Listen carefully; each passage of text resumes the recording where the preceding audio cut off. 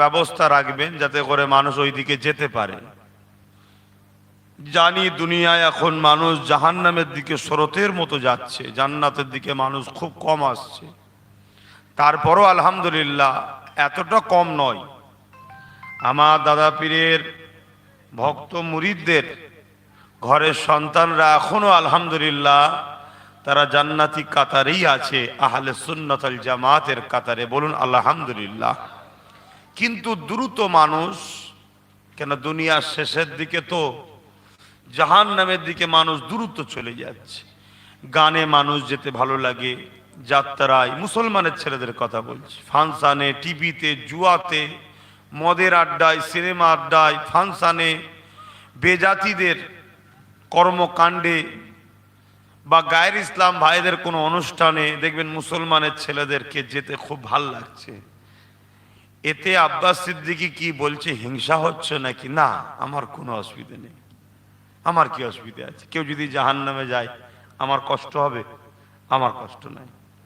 আল্লাহ যেন আমাকে জান্নাতি করেন এটাই আশা রাখি, আল্লাহুম্মা আমিন। আর আমার দাদা পীরের রুহানি আওলাদ হিসাবে দোয়া করি আল্লাহ যেন আপনাদের ঘরেও জান্নাত নসিব করে, বোন আল্লাহুম্মা আমিন। একটু মহাব্বতের দরুদ, আল্লাহুম্মা সাল্লি আলা।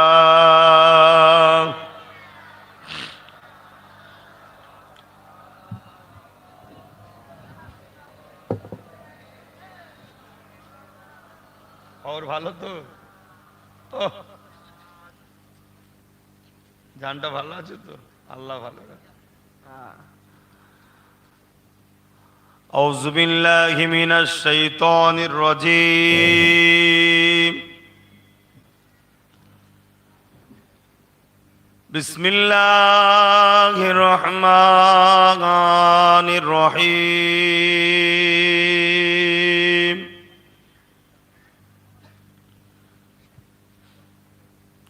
আলহামদুলিল্লাহ আলহামদুলিল্লাহ নাহমাদুহু ওয়া নাস্তাঈনুহু ওয়া নাস্তাগফিরুহু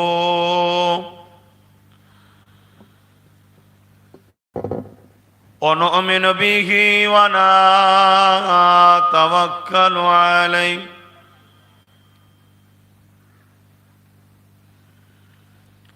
ونعوذ بالله من شرور أنفسنا ومن سيئات أعمالنا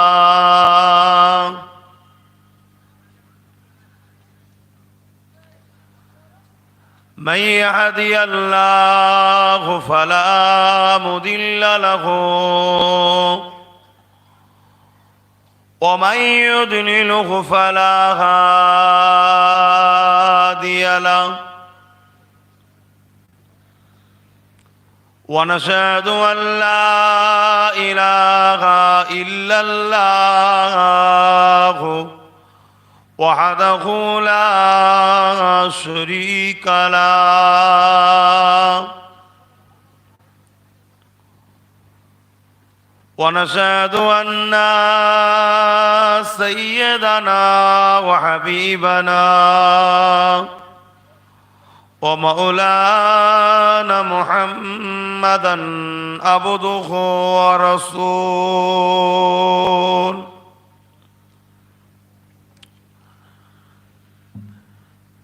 أما بعد فيا أيها الحاضرون رحمكم الله قال الله تعالى في كلام المزيد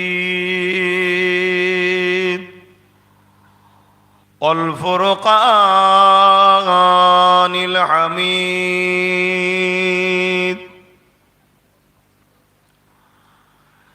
إن الله وملائكته يصلون على النبي يا أيها الذين آمنوا صلوا عليه وسلموا تسليما اللهم صل على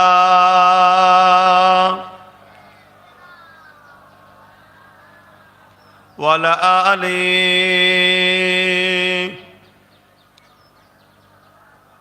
বাপ ভাইরা একটু মহব্বতে পড়েন না, ভাল লাগছে না কেন? অনেক মানুষ দেখেছি, কিছু মানুষের নেচার হয় এক জিনিস বারবার ভালো লাগে না। তো অনেক দিন ধরে দরুদ শরীফ পড়ছি তো আর ভাল লাগছে না, সেই একই কোরআন, একই আল্লাহ, একই নবী, অনেকের আর ভাল লাগছে না, একটু নতুন নতুন খুঁজছে। তা আপনারাও কি সেরকম খুঁজছেন নাকি? হচ্ছে ভাই, আমার কথা কি আপনি রহস্য নেবেন না, আমি সিরিয়াস কথা বলছি। আপনারা নিশ্চয়ই কাছে থেকে না দেখলেও দূর থেকেও তো খবর রাখেন, ভালো নজরে না দেখলেও গালপেরও তো খবর রাখেন। আমাকে সবাই খেয়াল রাখে, যে ভালোবাসে সেও খেয়াল রাখে, যে গালি দেয় সেও খেয়াল রাখে। অনেকে আমার কথা মেনে নেয়, পছন্দ হয়, বাস্তবের সঙ্গে মেলে, কোরআন সুন্নাহর সঙ্গে মেলে, বুঝতে পারে, মেনে নেয়। অনেকে মেলে বোঝে, তাও মানতে চাই না। মানুষের কিছু কিছু নেচার আছে, হ্যাবিট আছে, একই জিনিসকে বারবার ভালো লাগে না। সেই মাথায় টুপি, মুখে দাড়ি, ওই মলি সাহেবদের মুখ, আর ভাল লাগছে না। একটু বেশ রং মানাবেন, নতুন নতুন হবে, কোনো জায়গায় নাচ হয় আর হয়, দেখতে ভাল লাগে, গান টান ভাল লাগে, যাত্রা, সিনেমা, মিথ্যা মিথ্যা নাটক, ড্রামা যেগুলো, সেগুলো ভালো লাগে। এরকম কিছু মানুষের নেচার তৈরি হচ্ছে। তা আমরা এলেই দরুদ শরীফ পড়াই। তা আপনাদের কি দরুদ পড়তে অসুবিধে হচ্ছে? একটু মহব্বতে পড়ে। কেন? দরুদ পড়া তো আমাদের কাজ। আমি পীর সাহেব হলেও দরুদ পড়তে হবে, ইমাম সাহেবকেও দরুদ পড়তে হবে, হাজি সাহেবকেও পড়তে হবে, নেতাজি হোক আর পিয়াজি হোক, যে সাহেবই হোক, ইসলামকে যদি মানো দরুদ পড়তে হবে। কেন? মালিকের হুকুম এটা। ইয়া আইয়ুহাল্লাযীনা আমানু, হে ঈমানদারেরা, সাল্লু, দরুদ পড়ো। বেঈমান, অমুসলিম, কাফেরদের ঘরে আল্লাহ বলেন, ঈমানদারদের বলেছে। তা আপনি যদি ঈমানদার হন, আপনাকে তো দরুদ পড়তে হবে। হ্যাঁ, ঈমানদার যদি না হন, আপনাকে আল্লাহ বলেন আপনি নাও পড়তে পারেন। তা আশা করবো আপনারা তো ঈমানদার আল্লাহ কারে, তাই তো নবী আনা মাহফিলে এসে বসেছেন। তা আপনাদের দায়িত্ব তো এটা দরুদ পড়া। একটু মহব্বতে পড়ে না, লজ্জা লাগে? হ্যাঁ, একটু জিজ্ঞেস করছি, বেজার হচ্ছে? লজ্জা লাগে? চোরেদের পিছনে স্লোগান দিতে খুব ভাল লাগছে, তখন লজ্জা লাগে না? বিহায়ার মতো মুসলমান কি করে যে এই কাজগুলো করে, আল্লাহ মাফ করুক, সেরেকি সেরেকি, কুফুরি কুফুরি কথা স্লোগান দিচ্ছে মুসলমানের ছেলে। আবার তারা বলে আমরা হাজি সাহেব, নামাজি সাহেব, হুজুরদের মুরিদ, আবার হযরত জি, শায়েখ জি, আমির জি, কত জিকে দেখলাম। যে দরুদ একবার পড়লে 10টা গুনাহ মাফ হয়, 10টা নেকি পাওয়া যায়, 10টা সম্মানের মাকামকে আল্লাহ বাড়িয়ে দেয়। জোরে বলুন সুবহানাল্লাহ। সেই দরুদ পড়ার আওয়াজ না হলে তো বাপ খারাপ লক্ষণ। একটু পড়েন যুবকরা, গলা আওয়াজ যেন শির দেখা যায়। আর তোমরা এসে ওই ওপরটা উঠতে মন গেল, এত জায়গা ছেড়ে দিয়ে।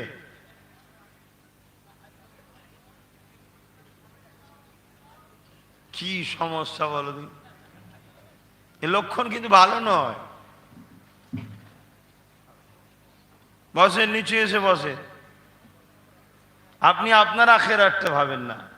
আপনি যখন এই মাহফিলের সৌন্দর্য করবেন, আল্লাহ আপনার আখিরাত সুন্দর করবে। কে আসবে জান্নাতে ঢুকবে পরেছে না, আমাকে আল্লাহ সুযোগ দিয়েছে, বাবা আমি ঢুকে পড়ি। দাদু কোথা, দাদি কোথা, ছেলে কোথা, নানা কোথা, নানি কোথা, ও খোঁজ করে লাভ নেই। কেন? কিয়ামত বড় কঠিন হবে। দরুদ শরীফ আল্লাহুম্মা সাল্লি আলা।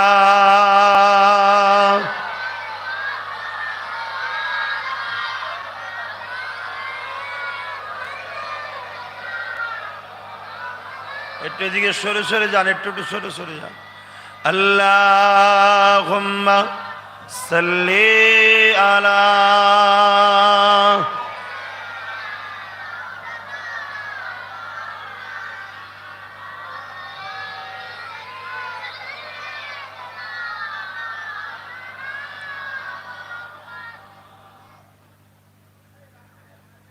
দরুদ তোমাকে হাজারো দরুদ হে আমার নবী আকরাম, হে আমার নবী আকরাম, হে আমার নবী আকরাম। দরুদ তোমাকে হাজারো দরুদ হে আমার নবী আকরাম। আল্লাহুম্মা সাল্লি আলা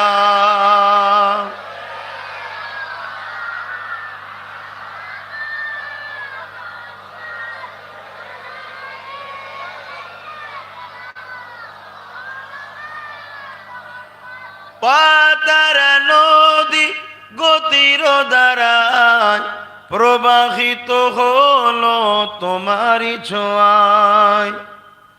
পাতার নদী গতির দ্বারায় প্রবাহিত হলো তোমারি ছোঁয়ায়, তোমারি ছোঁয়ায় ধন্য জাহান হে আমার নবী আকরাম। দরুদ তোমাকে হাজারো দরুদ হে আমার নবী আকরাম। আল্লাহুম্মা সাল্লি আলা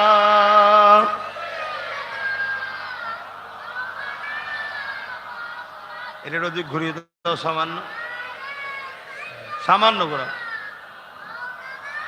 বাস বাস। কালিমা লা ইলাহা ইল্লাল্লাহ, লা ইলাহা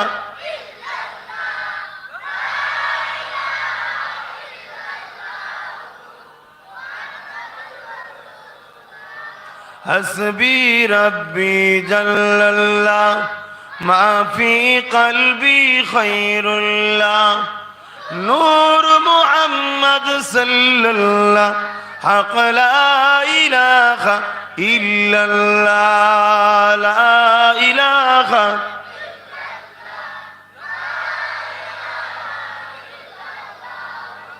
মুহাম্মাদুর রাসূলুল্লাহ।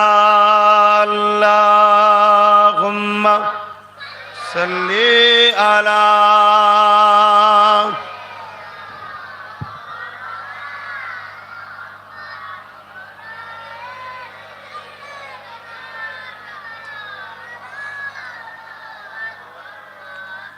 وقال الله تعالى في كلام المجيد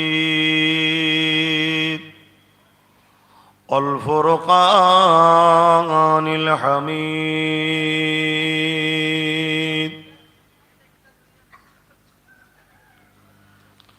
قل إن كنتم تحبون الله فاتبعوني يحببكم الله وأغفر لكم ذنوبكم والله غفور رحيم। আমার আব্বা জানেরা, আমার ভাইয়েরা, পর্দা নিশিন আমার আম্মা জানেরা, বোনেরা, ছোট ছোট বাচ্চারা, ওই বাচ্চাগুলো ওপরে উঠলো কি করে মসজিদের মাথায়? কেমন ঝুঁকে আছে, পড়ে গেলে কি হবে? এই করব না জলসা করব? এখন চিল্লাচ্ছে নাফসা, পরিবেশ খারাপ করতে বলছে নাফসা। তোরা তো হাসছিস কেন? দাঁত খুলে যাবে। সব প্লাস্টিকের দাঁত তোদের, কিছু আবার হাসছে, এই ফের হাসে।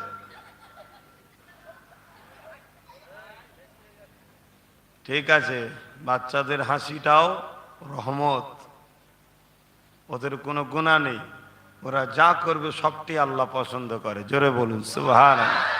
কিন্তু বাচ্চাগুলো ঝুঁকে ছিল তো ফট করে পড়ে যেতে পারে, বিপদ হয়ে যাবে। তো ভাই এসেছি, সংক্ষেপ সময় দুটি কথা।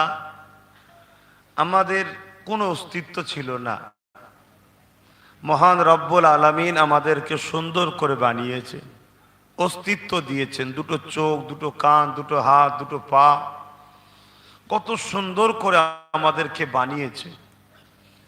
ছোট করে দুনিয়ায় পাঠিয়েছিল, আস্তে আস্তে বড় হচ্ছি, শরীরে তাকত বেড়েছে, আবার বয়স বাড়ছে, আস্তে আস্তে তাকত কমে যাচ্ছে, আবার শিশুদের ন্যায় সুলভ হয়ে যায় বয়স হয়ে গেলে। আস্তে আস্তে এই দুনিয়া ছেড়ে আবার আমাদেরকে চলে যেতে হবে। আল্লাহ পাক আপনি পাঠালেন যদি, আবার নিয়ে যাবেন কেন? আর যদি নিয়েই যান তো পাঠালেন বা কেন? আল্লাহ বলছেন, আমি তোমাদের জন্য দুটো জায়গা তৈরি করেছি, একটা হলো জাহান্নাম, একটা হলো জান্নাত। কিন্তু আমি তোমাদের ঘরে নিজের থেকে যদি জান্নাত দেবো, জাহান্নাম দেবো, এটা না করে আমি আল্লাহ তৃতীয় আর একটা জায়গা দুনিয়া, ওখানে তোমাদেরকে কিছুদিনের জন্য পাঠালাম। তোমরা যদি ওই জায়গাতে গিয়ে আমার কথা মতো চলো, তাহলে তোমরা উপযুক্ত হবে আমার জান্নাতের। আর যদি আমার কথা মতো যদি না চলো, তাহলে তোমরা হবে জাহান্নামে যাওয়ার উপযুক্ত। তো এই কথাগুলো কি, আমাদের কাজ কি, এগুলোকে জানাবেন বলে আল্লাহ যুগে যুগে আসমানি কিতাব আর নবী রসুলদের ঘরে পাঠিয়েছে। ঠিক তেমনই আজ থেকে ১৫০০ কিছু কম বেশি আগে 570 খ্রিস্টাব্দে 12 রবিউল আউয়াল শরীফে সোমবার শুবে সাদেকের সময় সর্বকালে সর্বশ্রেষ্ঠ আসমানি কিতাব কোরআন শরীফকে আল্লাহ পাঠিয়েছেন। আর সেই কোরআনকে আমাদেরকে বুঝাবেন বলে সর্বকালে সর্বশ্রেষ্ঠ দয়ার নবী, রহমতের নবী, শফাআতুন নবী, হায়াতুন নবী, রাহমাতাল লিল আলামিনকে আল্লাহ আমাদের জন্য পাঠিয়েছেন। জোরে বলুন সুবহানাল্লাহ, আরো জোরে বলুন না সুবহানাল্লাহ, নারী দিবে। তাহলে আমাদেরকে আল্লাহ কেন পাঠিয়েছে? জানাবার জন্য গাইড বুক পাঠিয়েছে, এবং এই গাইড বুকটা আমাদেরকে বুঝাবেন বলে মোহাম্মদ রসুলকেও পাঠিয়েছেন। তাই আমাদের কাজ হবে কোরআন ও রসুলকে মেনে লিওয়া, কোরআন ও রসুলকে মেনে লিওয়া। কোরআন হলো আমাদের গাইড বুক, আর রসুল হলেন ওই গাইড বুকের বাস্তব আমাদেরকে বুঝিয়েছেন। জোরে বলুন সুবহানাল্লাহ। প্র্যাকটিক্যাল, কোরআন শরীফের প্র্যাকটিক্যাল। কেন? কোরআনের কি বলেছে আল্লাহ, ওটা আমাদেরকে প্র্যাকটিক্যাল বুঝাবেন বলে মোহাম্মদ রসুলকে আল্লাহ পাঠিয়েছে। তাই তো আম্মা জান আয়েশা সিদ্দিকা রাদিয়াল্লাহু তাআলা আনহা বলেন, কানা খুলুকুল্লাহুল কোরআন, আমার নবীর চরিত্র মোবারকটাই হলো কোরআন শরীফ। জোরে বলুন সুবহানাল্লাহ। আল্লাহ নবী যা করেছে, যা বলেছে, যা দেখে করতে বলেছে, সবটাই হলো আল্লাহর বাণী কোরআন। কোরআন অনুযায়ী রসুল এই দুনিয়ার মানুষকে চলার জন্য রাস্তা দেখিয়ে দিয়েছেন। জোরে বলুন সুবহানাল্লাহ। ওই রাস্তায় যদি আমরা চলি, তাহলে দুনিয়াতেও আমরা সম্মানিত হব, ইজ্জত ওয়ালা হব, জালিমদের কাছে, জালিমরা আমাদের ঘরে দেখে ভীত সন্ত্রস্ত হবে, এবং পরকালে আমাদের ঠিকানা আল্লাহর বানানো নিয়ামত দয়ার জান্নাত পাবো। জোরে বলুন সুবহানাল্লাহ। আমাদের কাজটা বুঝতে পেরেছেন? আমার রসুলের হুকুম, আল্লাহ পাক যেভাবে আমাদেরকে বলেছেন, মা আতাকুমুর রাসূলু ফাখুযুহু ওয়া মা নাহাকুম আনহু ফান্তাহু। কোরআন, তোমরা আমার হাবিব যা আদেশ করেছে মেনে নাও, যা নিষেধ করেছে ছেড়ে দাও, তবেই তোমরা কামিয়াব। আর না হয় দাদু চলে গেছে, দাদি চলে গেছে, নানা চলে গেছে, নানি চলে গেছে। আমরা মুসলমান, আমাদের সিস্টেম অনুযায়ী জানাজা পরে তো কবরে দিয়ে আছি। তিনারা এখন ওখানে কি হাল আছে কেউ দেখতে যায়নি, কেউ জানেও না। অতি সত্য কথা, যদি আল্লাহর রসুলের আদেশ মেনে চলে, রসুলের আদেশকে ছেড়ে দিয়ে থাকে, কবরটাকে আল্লাহ বেহেশতের একটা টুকরা বানিয়ে দিয়েছে। জোরে বলুন সুবহানাল্লাহ।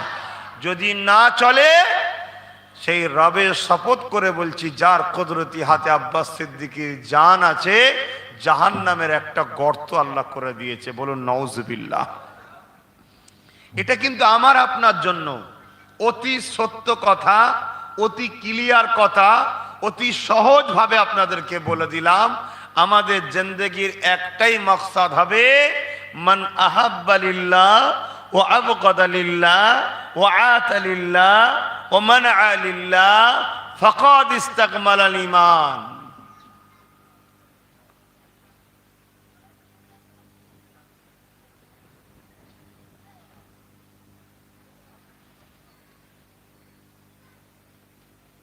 আমি কিভাবে আলোচনা করবো কিছু খুঁজে পাচ্ছি না, তো পরিবেশটা এখনো ঠিক হচ্ছে না।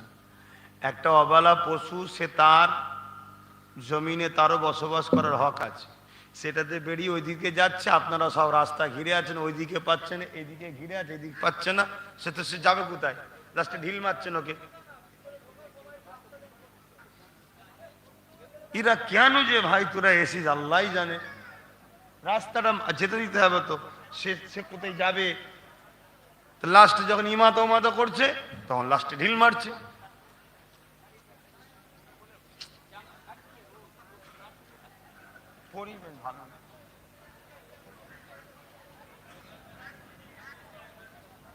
আমাকে কি বেজার হচ্ছেন নাকি আপনারা?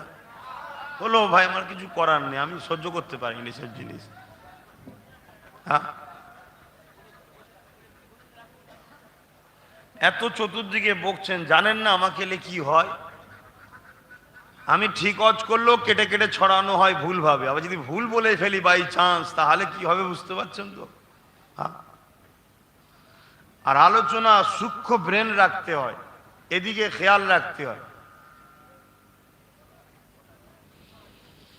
আমি কি বলছিলাম জানো? বলুন কি বলছিলাম? চলে সবাইকে যেতে হবে বাপ। এ রক্তের গরম, এ পাওয়ার, এ তাকত, এ ক্ষমতা। আমি এখন যে যৌবন বয়সে তাকত, এ বয়স আমার বাপরে এক সময় ছিল, তারও অভ্যাস ছিল। সব একদিন নিরাশ হবে, সব চলে যেতে হবে, আপনাদেরও হবে। যিনি দুটো চোখ দিয়েছে বেকার দেয়নি, দুটো কান দিয়েছে বেকার দেয়নি, দুটো হাত দিয়েছে বেকার দেয়নি, দুটো পা দিয়েছে বেকার দেয়নি। উদ্দেশ্য একটা আছে, ইল্লা লিয়াবুদুন, আমার দাসত্ব করো। আল্লাহ আপনার দাসত্বটা কি, ওই দাসত্বটা কি বুঝাবার জন্য আল্লাহ গাইড বুক পাঠিয়েছে। কিন্তু গাইড বুক বুঝবি না তোরা, তাই পড়ার জন্য, বুঝাবার জন্য স্পেশাল করে তিনার পক্ষ থেকে তিনার দোস্ত পিয়ারা নবী হযরত মুহাম্মদ রসুলকে পাঠিয়েছেন। জোরে বলুন সুবহানাল্লাহ। আর সেই গাইড বুকের মধ্যেই আল্লাহ জানাচ্ছেন, আমার হাবিব যা আদেশ করেছে মানো, যা নিষেধ করেছে ছেড়ে দাও। যা দুটো মানবো তিনটে ছাড়বো তা নয়। ওই গাইড বুকই বলছে, উদখুলু ফিস সিলমে কাফা, তোরা পরিপূর্ণভাবে ইসলামে প্রবেশ করো, পরিপূর্ণভাবে। আল্লাহ কারো মুখাপেক্ষী নয়, তিনি বড় ভালোবাসে, অনেক অপশন সুযোগ রেখেছে, ঠিকই কথা। কিন্তু তা বলে যদি আমরা সেই সুযোগগুলোকে কাজে না লাগিয়ে কবরে চলে যাই, নিঃশ্বাস ফুরিয়ে যাওয়ার পরে আর বাপ কিন্তু ছাড় নাই, যেতে সবাইকে হবে। কবর হয় জান্নাতের বাগান, না হয় জাহান্নামের একটা টুকরা। বাগান তাদের হবে যারা রসুলের আদেশ মেনে চলেছে, নবীর নিষেধ ছেড়ে দিয়েছে। আপনি কার বেটা ও দুনিয়ায় পরিচয়, আপনি কার ছেলে ও দুনিয়ায় পরিচয়, আপনি কত বড় কি ভিআইপি ও দুনিয়ায়। আল্লাহর কাছে আমি আপনি সবাই দাস দাসী, তার কাছে কোনো পরিচয় নাই, একটাই পরিচয়, তুই আমার দাস, তুই আমার দাসী। তোর কোনো অস্তিত্ব ছিল না, তোর বাপ আর মাকে এক জায়গায় করেছিলাম, বাপের শরীরের রসকে মায়ের রেহেমে পাঠিয়ে দিয়েছিলাম আমার কুদরতি ক্ষমতায়। তার মধ্য থেকে তোকে মায়ের রেহেমে 10 মাস 10 দিন ধরে কুদরতি হাত লাগিয়ে আমি তোকে সৃষ্টি করেছি। জোরে বলুন সুবহানাল্লাহ। তোকে বানাবার পিছনে আমার একটা কারণ ছিল, তুই আমার হাবিবের আদেশ মানবি, আমার হাবিবের নিষেধটা ছেড়ে দিবি। এটাই হলো ইল্লা লিয়াবুদুন, আমার দাসত্ব। জোরে বলুন সুবহানাল্লাহ। কেন? আমার হাবিব যা বলেছে ওটা আমারই হুকুম, আমার হাবিব যা ছাড়তে বলেছে ওটা আমারই হুকুম। তোরা পঞ্চ ইন্দ্রিয় দ্বারা আমাকে দেখতে পাবি না, স্পষ্ট করতে পারবি না, অনুভব করতে পারবি না, তাই আমি আমার হাবিবকে পাঠিয়েছি। বোঝাবার জন্য বলছি, বোঝাবার জন্য বলছি।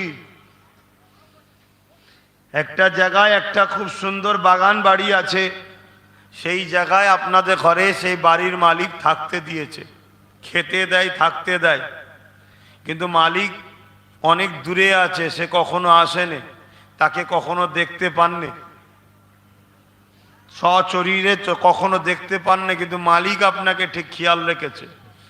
আপনার ভালাইয়ের জন্য, আপনি যাতে পথভ্রষ্ট না হয়ে ধ্বংস না হয়ে যান, মালিক আপনার কাছে তিনার একজন বন্ধুকে পাঠিয়েছে, যান আপনি ওদেরকে খেয়াল রাখেন। আর বন্ধুর হাতে একটা চিঠি পাঠিয়েছে, চিঠিতে লেখা আছে,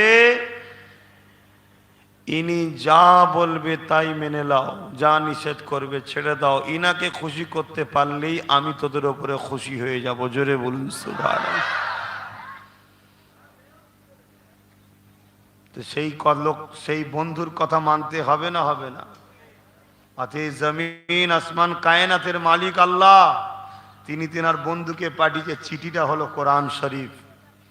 ওই চিঠিতে তিনি লিখে দিয়েছে, আমার বন্ধু যাচ্ছে, যা বলবে মেনে লে, যেভাবে বলবে মেনে লে, যা ছাড়তে বলবে ছেড়ে দে, তাহলে আমি তোদের উপরে খুশি হব। আল্লাহ বা কোরআন পাকের মধ্যে বলেছেন, কুল ইন কুনতুম তুহিব্বুনাল্লাহ ফাত্তাবিউনি ইউহিব্বুকুমুল্লাহ ওয়া ইয়াগফির লাকুম যুনুবাকুম ওয়াল্লাহু গফুরুর রহিম। পরকাফলাম কুল অর্থাৎ হাবিব আপনি বলুন, ইন কুনতুম তুহিব্বুনাল্লাহ, যারা বলে আল্লাহকে ভালোবাসি, এরা যদি সত্যবাদী হয়, ফাত্তাবিউনি, আগে যেন আপনার ইত্তেবা করে, আপনাকে অনুসরণ করে, আপনাকে ফলো করে, আপনাকে খেয়াল করে, আপনাকে ফলো করে চলে, তাহলে ইউহিব্বুকুমুল্লাহ, আমি আল্লাহ তাদের মহব্বত করব। ওয়া ইয়াগফির লাকুম যুনুবাকুম আল্লাহু গফুরুর রহিম। যদি এরা আমার কথাটা মেনে নেয়, এরা যা গুনাহ করে ফেলেছে, অন্যায় করে ফেলেছে, নফসে ধোকায় পড়ে, আমি আল্লাহ, এরা আমাকে বড় দয়ালু মেহেরবান পাবে, এদের জীবনের গুনাহকে মাফ করে দেব। এটা কার কথা? বলুন বলুন বলুন। আমাদের সৃষ্টিকর্তার কথা, যিনি আমাদেরকে পালন করছে, যিনার হুকুমে, কার হুকুমে চলছে? বার করার ক্ষমতা নেই, তিনি বার করাচ্ছেন। এখানে একটা ফেরেশতা নিযুক্ত করা আছে সব সময়, আর কানেকশন চলছে।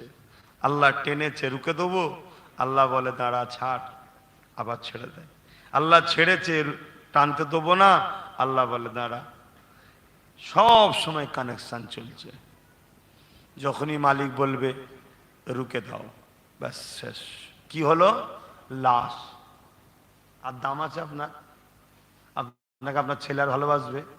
বাপ মা, স্ত্রী, বউ, বাচ্চা রেখে দিই 2-10 দিন, এ রাখবে? ও আপনাকে ফেলে দে ঘর জমি ভাগ করার জন্য ব্যস্ত আজকালকার ছেলেরা। আগে তবু একটু দয়া মায়া ছিল, এখন লাশ রেখে বসে হই হই করে হাসে, যার নেশা আছে বিড়ি খাবার একটু বিড়ি টেনে নেয়। কথা বুঝছেন না, বোঝেন না? চলে যেতে সবাইকে হবে, যাবার আগে পরিবর্তন হয়ে যান। কি জন্য আল্লাহ পাঠালেন ওই কাজটা করে যান। একটাই কাজ, ফাত্তাবিউনি, নবীকে আগে মেনে নাও, নবীকে ফলো করে নাও। নবীর কি ফলো করবেন? নবী যেটা করেছে সেটা ফলো করবেন। ওটাকে আরবিতে কি বলা হয়? রসুলের সুন্নাত। কি বলে? আল্লাহ নবী বলেন, মান আহাব্বা সুন্নতি, যে আমার সুন্নাতকে ভালোবাসলো, ফাকাদ আহাব্বানি, সে আমাকে ভালোবাসলো। যে আমাকে ভালোবাসলো, কানা মাই ফিল জান্নাহ, সে আমার সাথে আল্লাহ পাকের জান্নাতে চলে যাবে।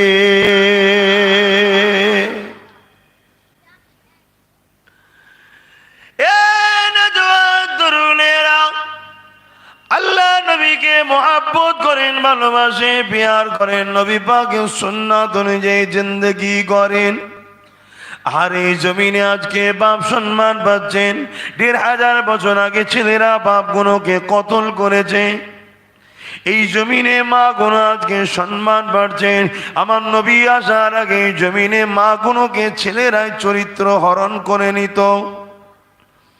তাদের ইজ্জতে আঘাত করত। এ নারীরা আজকে তোমাদের আব্বারা তোমাদেরকে বড় আদর করে লালন পালন করে বড় করছে। ১৫০০ বছর আগে নবী আসার আগে নিজের আর বাপেরা নিজেদের মেয়েগুলোকে জ্যান্ত জ্যান্ত পুঁতে দিত। এ গরিবেরা, ধনীরা আজকে তোমাদের ঘরে শতকরা ২.৫ টাকা যাকাত দিচ্ছে, লাখে ২.৫০০ টাকা গরিবদের ঘরে দিতেছে। শুনে রেখে দাও, ১৫০০ বছর আগে আমার নবী আসার আগে জমিনে গরিবদের ঘরে ধনীরা কিনে নিয়ে যেত, বাজারে বিক্রি করে দিত। তাদেরকে রাখাল বানিয়ে, মেয়েদেরকে রাখাল বানিয়ে, রাখাল বানিয়ে ছেলেদেরকে, তাদেরকে এমন অত্যাচার করত, সেই অত্যাচারে তারা মারা যেত। কোনো বিচার ব্যবস্থা ছিল না। এক কথায় জমিনের উপরে কোনো ইনসাফ, ইনসানিয়ত ছিল না, মানববন্ধন ছিল না, ভ্রাতৃত্ব ছিল না, খুন খারাপি, দখল, জুলুম, অত্যাচার ছিল। এই জমিনের উপরে সাম্যের প্রচার ও শান্তি প্রতিষ্ঠিত করেছেন একজন, তিনি হলেন মুহাম্মদ রাসূল। আজকে ভালো লাগছে না সেই নবী? আমাদের ছেলেদের আর ভালো লাগে না। আমাদের ছেলেদেরকে ভাল লাগে মাতালদের ঘরে, যারা রাত্রিরে বিবি থাকার পরে বাড়ি গিয়ে আড্ডা দিয়ে আসে, তাদের কেমন আমাদের ছেলেরা ফলো করে। যারা মিথ্যা মিথ্যা সমাজকে বোকা বানায়, সাবান মেখে নিয়ে বলছে এই সাবান মাখলে নাকি রাতারাতি ফর্সা হয়ে যায়। কথা বুঝছেন না? এরকম অ্যাড দেয় না, তাদের ঘরে আমাদের ছেলেরা এখন ফলো করে। কারা বুঝতে পারছেন তো নাকি? এই জন্য আমাদের ছেলেদের অন্তরে শান্তি নাই। টাকা হয়তো পকেটে অনেক আছে, দিলে শান্তি নাই। পাকা বাড়ি হয়তো দুতলা আছে, দিলে কিন্তু শান্তি নাই। কেন? আমাদের ছেলেরা আল্লাহ যাকে পাঠিয়েছে তিনাকে ছেড়ে দিয়ে ডুপ্লিকেট ধরে ফেলেছে। আর আমরা যখন রসুলের কথা বলতে চাই আমাদের ছেলেদের, তখন আমাদের কথাও শুনতে আজকাল ভালো লাগে না। অথচ নবী আমার সারা জীবনটা তোমার আমার জন্য কেঁদেছে। কে আছে এত দরদি? নিজে মার খেয়েছে, তথাপিও প্রতিশোধ কোনোদিন নাই নে। কে এত দরদি আছে? নিজে পেটে পাথর বেঁধে ৩ দিন কাটিয়েছে খোদার জ্বালায়, তথাপিও নিজে খাবার জন্য দোয়া চাইনে, তোমার আমার জন্য কেঁদেছে।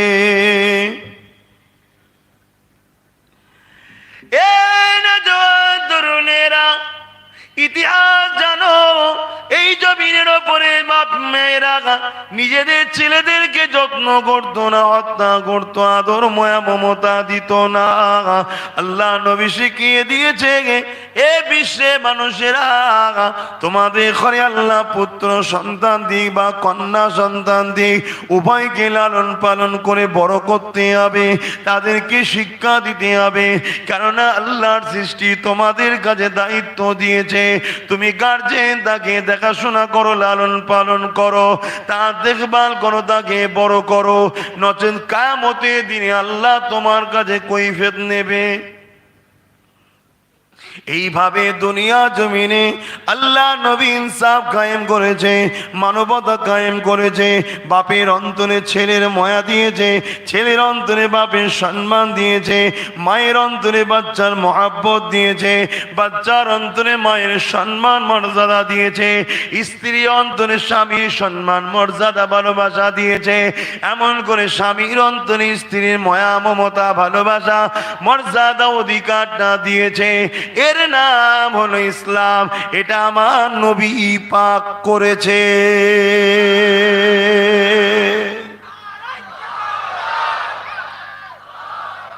ইতিহাস পড়ো, ইতিহাস পড়ো। ১৫০০ বছর আগে কেমন ছিল পৃথিবী, পড়ো, দেখো। আজ আমরা সহজে পেয়ে গেছি, জন্ম নিয়েই দেখছি পাকা মসজিদ দুতলা, আজান হচ্ছে, মৌলানা সাহেব চলে এলেন, কি সুন্দর করে কোরআন তেলাওয়াত করছে, আমরা নামাজ পড়ছি। রমজান মাসে রোজা হচ্ছে, মসজিদে সবাই ইফতার দিচ্ছে, আনন্দ ফুর্তি করে খাচ্ছি। আবার ঈদের দিনে ঈদগায় যে কাতার দিচ্ছে, এটা তো ঈদগাহ।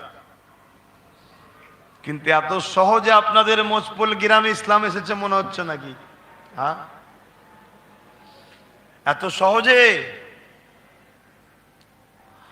আল্লাহ নবী যখন মক্কার মানুষকে বুঝায়, কেউ আমার নবী পাকের কথা শুনতে চায় না। একটা মানুষ আমার নবী পাকের কথা শুনেছিল, যিনার নাম আবু বকর সিদ্দিক। আবার মক্কার কাফেরেরা তিনাকে তোমার মেরেছিল, কাবা জমিন অজ্ঞানে রক্তাক্ত হয়ে পড়েছিল।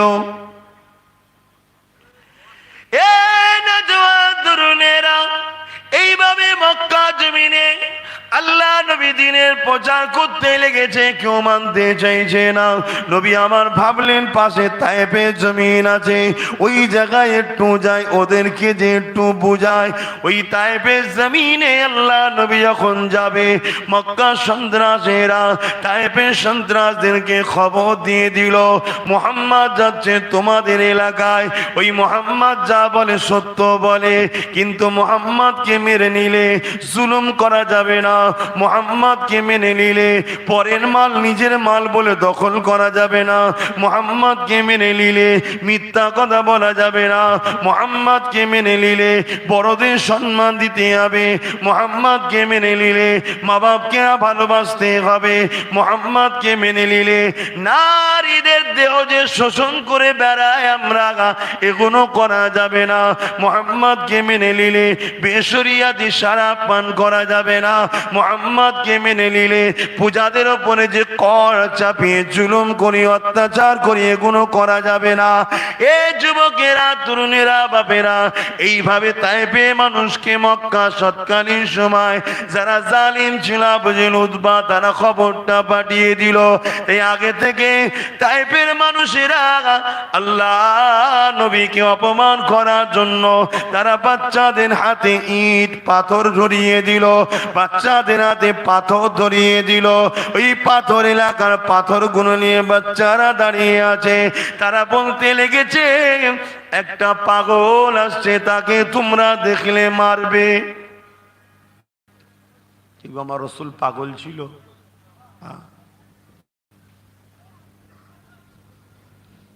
সেদিন যদি নবী আমার না কষ্ট করতেন, আজ আমরা ইসলাম পেতাম না।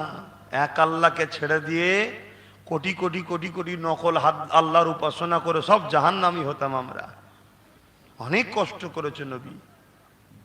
আজকে সেই নবীর কথা আমাদের ঘরের ছেলেরা যদি না শোনো, না মেনে চলো, তাহলে নিজেদের ধ্বংস নিজেরাই টেনে আনছো। বাপ শীতের বেলা সময় বেশিক্ষণ নেই, কেন তোমরা এরকম করছো? তোমাদের দিকে খেয়াল করতে করতে আমি অজের লাইন ঠিক করতে পারছি, নিদিকুদি হয়ে যাচ্ছে। শীতের বেলা এক্ষুনি দেখবেন আজান দিয়ে দেবে, সময় হয়ে যাবে।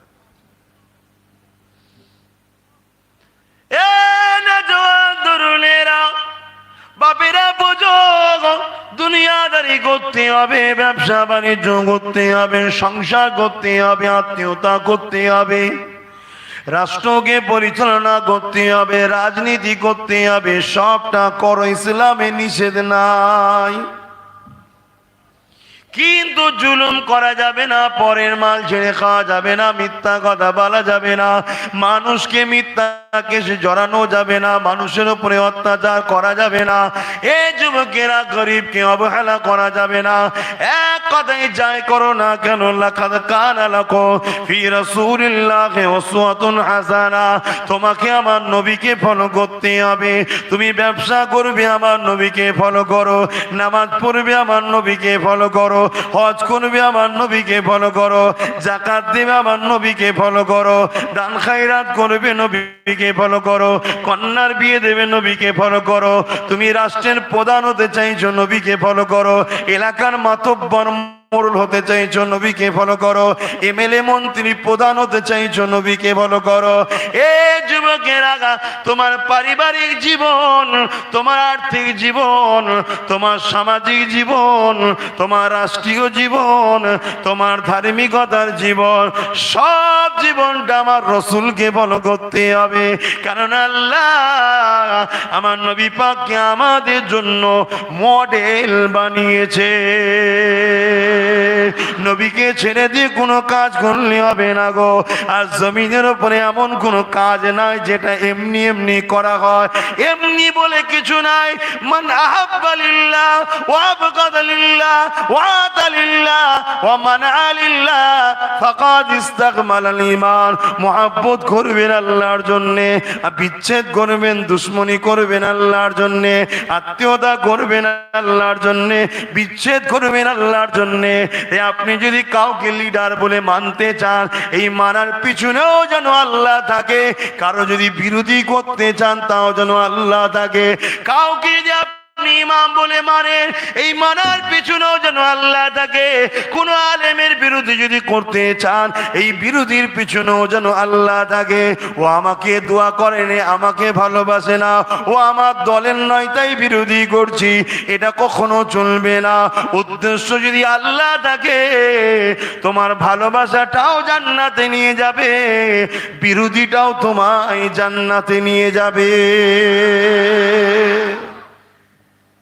বুঝছেন তো নাকি? সব কিছু উদ্দেশ্য যেন আল্লাহ থাকে। তুমি একটা ক্ষুধার্তকে খাওয়াবে, আমার নাম হবে, এটা উদ্দেশ্য না হয়। আল্লাহর সৃষ্টি তাই খাওয়াচ্ছি, এটা যেন উদ্দেশ্য হয়। তুমি তোমার সন্তানকে জামা কাপড় দেবে, আমার বাচ্চাকে ভালোবাসবো, বড় হলে আমাকে দেবে, উদ্দেশ্য যেন না হয় আল্লাহ আমাকে নিয়ামত দিয়েছে, ওকে ভালোবাসলে আল্লাহ খুশি হবে তাই দেবে, এই দিওয়ার পিছনেও নেকি রয়েছে। তুমি তোমার পরিবার স্ত্রীকে তুমি একটা ভালো কাপড় কিনে দিলে বা একটা সোনার কিছু অলংকার করে দিলে, দিবার সময় যেন এটা মনে করো না যে ওকে দিলেও আমার অনেক নাম সুনাম করবে, আমার স্বামী দিয়েছে। না, আল্লাহ ওকে ভালোবাসতে বলেছে, রসুল তিনি তিনার স্ত্রীদেরকে ভালোবেসেছে, এটা সুন্নতের সওয়াব হবে। আমি ওকে ভালোবাসবো, যত্ন করব, খেয়াল রাখবো, আল্লাহ খুশি হবে। এই দান খেয়াল রাখা, তাকে সহযোগিতা করা, তার পাশে দাঁড়ানো, তাকে গিফট দেওয়া, এটাও তোমার জন্য নেকি হবে। বুঝতে পারছেন তো নাকি? বিশ্বাস করতে পারছেন যে ঠিক বলছি? কেন এখন আখেরি জমানা, নেট খুললে বাপরে বাপ হরেক রকম মলি সাহেব, এক একটা এক এক রকম ডিজাইনের। মানে আপনারা আম মানুষ কি করবেন? তাই আমি কিছু কথা বুঝাতে চাইছি। আল্লাহ নবীকে মজবুত করে ধরুন, নবী পাককে পিয়ার গরণ ভালোবাসুন। সারা জীবন নবী আমার কেঁদেছে। আল্লাহ নবী সারা জীবন ধরে অন্যায়ের বিরোধী করেছে, ন্যায়ের পক্ষে থেকেছে। এই যুবকেরা, আল্লাহ নবী সারা জীবনটা কাটিয়েছে মিথ্যাকে বন্ধ করার জন্য। আর আমরা নবীর উম্মাত দাবি করে নিজেও মিথ্যার মধ্যে আর মিথ্যার পক্ষেই থাকবো। এটা কেমন নবীর উম্মাত হলাম? আল্লাহ নবী দুনিয়া জমিনে একত্ববাদের প্রচার করেছে। আজ আমরা একত্ববাদকে ছেড়ে দিয়ে শিরকি কর্মকাণ্ডের মধ্যে লিপ্ত হয়ে যাব, অথচ দাবি করব নবীর উম্মত। এটা কেমন করে হলো? আল্লাহ নবী দুনিয়া জমিনে নারীদের অধিকার দেওয়ার জন্য সংগ্রাম করেছে। নবী আমার এমনও দিন গেছে ঘর থেকে বেরিয়ে গিয়ে পাহাড়ের মধ্যে আশ্রয় নিয়েছে, গাছের পাতা ফলমূল খেয়ে জীবন ধারণ করেছে। এ যুবকেরা, তরুণেরা, বাপেরা, নবী আমার সত্যকে প্রতিষ্ঠিত করতে গিয়ে আর নারীদের অধিকারকে দিতে গিয়ে আজ আমরা নিজেরাই সেই নারীদেরকে অপমান করব, নারীদেরকে বেহুসুদি করব, নারীদেরকে ভোগের পাত্রী বানাবো, নারীদের অধিকার হরণ করব, নারীদেরকে দোকানের পৌন দ্রব্য বানিয়ে দেব। যদি বলেন আমি তো করি না, যে করবে তাকে সাপোর্ট করাটাই তোমার করা, অথচ গলা লম্বা করে বলবে আমরা নবীর উম্মাত। এটা কেমন উম্মাত হয়ে গেলাম? কি গো, ঠিক না ভাই? ঠিক। আজকে নারীদের ঘরে পৌন দ্রব্য হিসাবে দোকানে রাখা হচ্ছে। আপনারা জানেন কি জানি না। দেখবেন অনেক শপিং মল টলে যাবেন, বিভিন্ন জায়গায় সব নারী দোকানদার। হয়তো বলবেন এই মোল্লারা এই জন্যই তো আগাতে পারেনি। হ্যাঁ ঠিকই তো, আমরা আগাতে পারিনি, তবে আমরা এত দূর আগিয়েছি। আল্লাহর আর্টসের পর্যন্ত কটা ফেরেশতা আল্লাহর আর্টসকে চাগিয়ে রেখেছে সেটাও বলতে পারি আমরা। জোরে বলুন সুবহানাল্লাহ। তো 150 বছরের বিজ্ঞান এখনো হামাগুড়ি দিচ্ছে। তোদের 150 বছরের বিজ্ঞান এখনো হামাগুড়ি দিচ্ছে। প্রথম আসমানের ওপরে কি আছে বলতে পারবে না, আর আল্লাহর আর্টসের আজিমে কটা ফেরেশতা বইছে সেটা আমরা জানি। আমরা তো মলি সাহেব বুঝি না আমরা। না না, নারীরা একটুখানি ইনকাম করবে, যাবে, ভালো জিনিস তো। কে বলেছে খারাপ জিনিস? আমি বলছি না তো খারাপ জিনিস, নারী যাক না। কিন্তু নারীকে পৌন দ্রব্য করলে কেন? বলছে কোথায় করলাম? যদি নারীর ওপরে এতই দরদ হয়, তাহলে অসহায় নারীকে চাকরি দিলে বেশি সুবিধা না সুন্দরী নারীকে চাকরি দিলে বেশি সুবিধা? বলবেন তো। অসহায়দের ঘরে দেয় কেন? একটা সুন্দরী রাজ পরিবার থেকেও খবর আসবে, কি পয়সা দিয়ে তুললি যাবে। সুন্দরকে সবাই পছন্দ করে, যাক ওটা খারাপ বলছি না, কিন্তু এটা অসহায় নারী, একটু দেখতে খারাপ, বা শরীরের কোনো একটা অংশ, হাত হোক পা হোক, কি বলে পোলিও না কি বলে, কমজোর আছে, বা কোনো চোখ একটা ছোট, কিছু একটা খুঁত আছে, এই অসহায় গরিব, একে যদি কেউ চাকরি দিত, দেয় কি গো, দেয়? কেন দেয় না? তাহলে নারীর অগ্রগতি ভাবছে না নারীকে পৌনদ্রব্য ভাবছে। যে কি খদ্দের দোকানে রাখলে খদ্দেরটা আসবে না, ওকে রাখলে আসবে, তাই রাখ। তা খদ্দের ধরার জন্য কি পৌনদ্রব্য নয়? আমরা সবই বুঝি রে বাবা। কিন্তু আমাদের কওমের ছেলেরা একটা দুটো দেখছি রিসেন্ট আবার এই মাইন্ডে যাচ্ছে, এই পয়সাটা খাওয়াও হারাম, এই পয়সাটা খাওয়া হারাম। নারীদেরকে ইসলাম কত মর্যাদা দিয়েছে। বিয়ের আগ পর্যন্ত সম্পূর্ণ নারীর দায়িত্ব তার বাপের। ও শাহজাদি, ও সম্পূর্ণ আরামের জিন্দেগি কাটাবে, পড়াশোনা করবে, ওর পড়াশোনার ব্যবস্থা, জামা কাপড়, থাকা, ট্রিটমেন্ট, খরচ, খেলনা, ওকে খুশিতে রাখা, সম্পূর্ণ দায়িত্ব বাপের। বিয়ের পরে ও হয়ে যাবে রানী, সম্পূর্ণ দায়িত্ব স্বামীর। ও বসে চুপচাপ খাবে দাবে থাকবে, কথা বুঝছেন না? তারপরে যখন বয়স হয়ে যাবে, বাপ দুর্বল, স্বামী দুর্বল, কি বলে নারী বৃদ্ধা হয়েছে, সম্পূর্ণ তখন সে রাজমাতা হয়ে গেল, সম্পূর্ণ দায়ী দায়িত্ব তার সন্তানের। কথা বুঝছেন না, বোঝেন না? কিন্তু আজ আমরা কোথায় যাচ্ছি? আমার আলোচনায় কি অসুবিধা হচ্ছে? আরে পরিবর্তন হন, সভ্যতা কাকে বলে সেটাই তো বুঝতে পারলাম না। মডার্নের নামে আমেরিকা নিজেকে বড় গলা লম্বা করে দেখায়, আমরাই হলাম পৃথিবীতে সব থেকে আগে, আমরাই মডার্ন, আমরাই দুনিয়ায় সব থেকে আগে। ঠিকই কথা, তোমরা দুনিয়ায় সব থেকে আগে, কিন্তু আজ আমেরিকাতে খবর নেন, পশ্চিমা দুনিয়ায় খবর নেন, কন্যা নিজের ইজ্জত বাঁচাতে পারছে না বাপের থেকে। কন্যা তোমার সন্তান কার গো? কন্যা বলতে পারছে না, চাপাচাপি করার পরে বলে দিচ্ছে এর বাবা হলো আমার বাপ।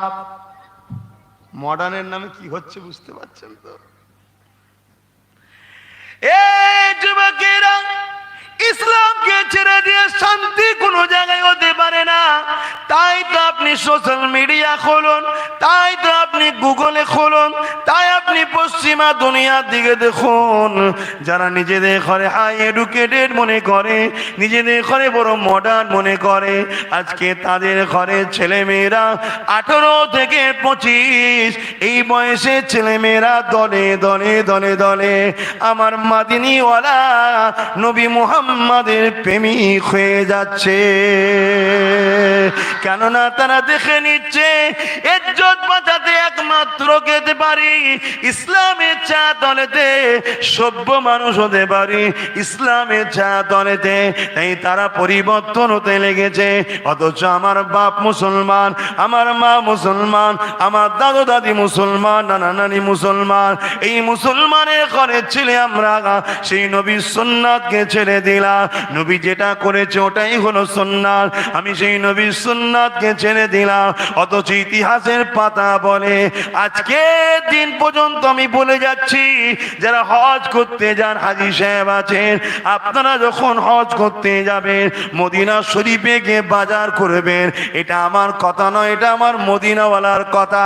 খেয়াল করে দেখুন মদিনা কোন জায়গা, যেটা আমার নবী যাবার আগে ছিল ইয়াসরিব, যেখানে কোনো দোকান ছিল না, ঘর ছিল না, বাড়ি ছিল না, কোনো উন্নয়নের আলো ছিল না, কোনো রকম ভাবে সভ্যতা ছিল না, এত পিছিয়ে ছিল।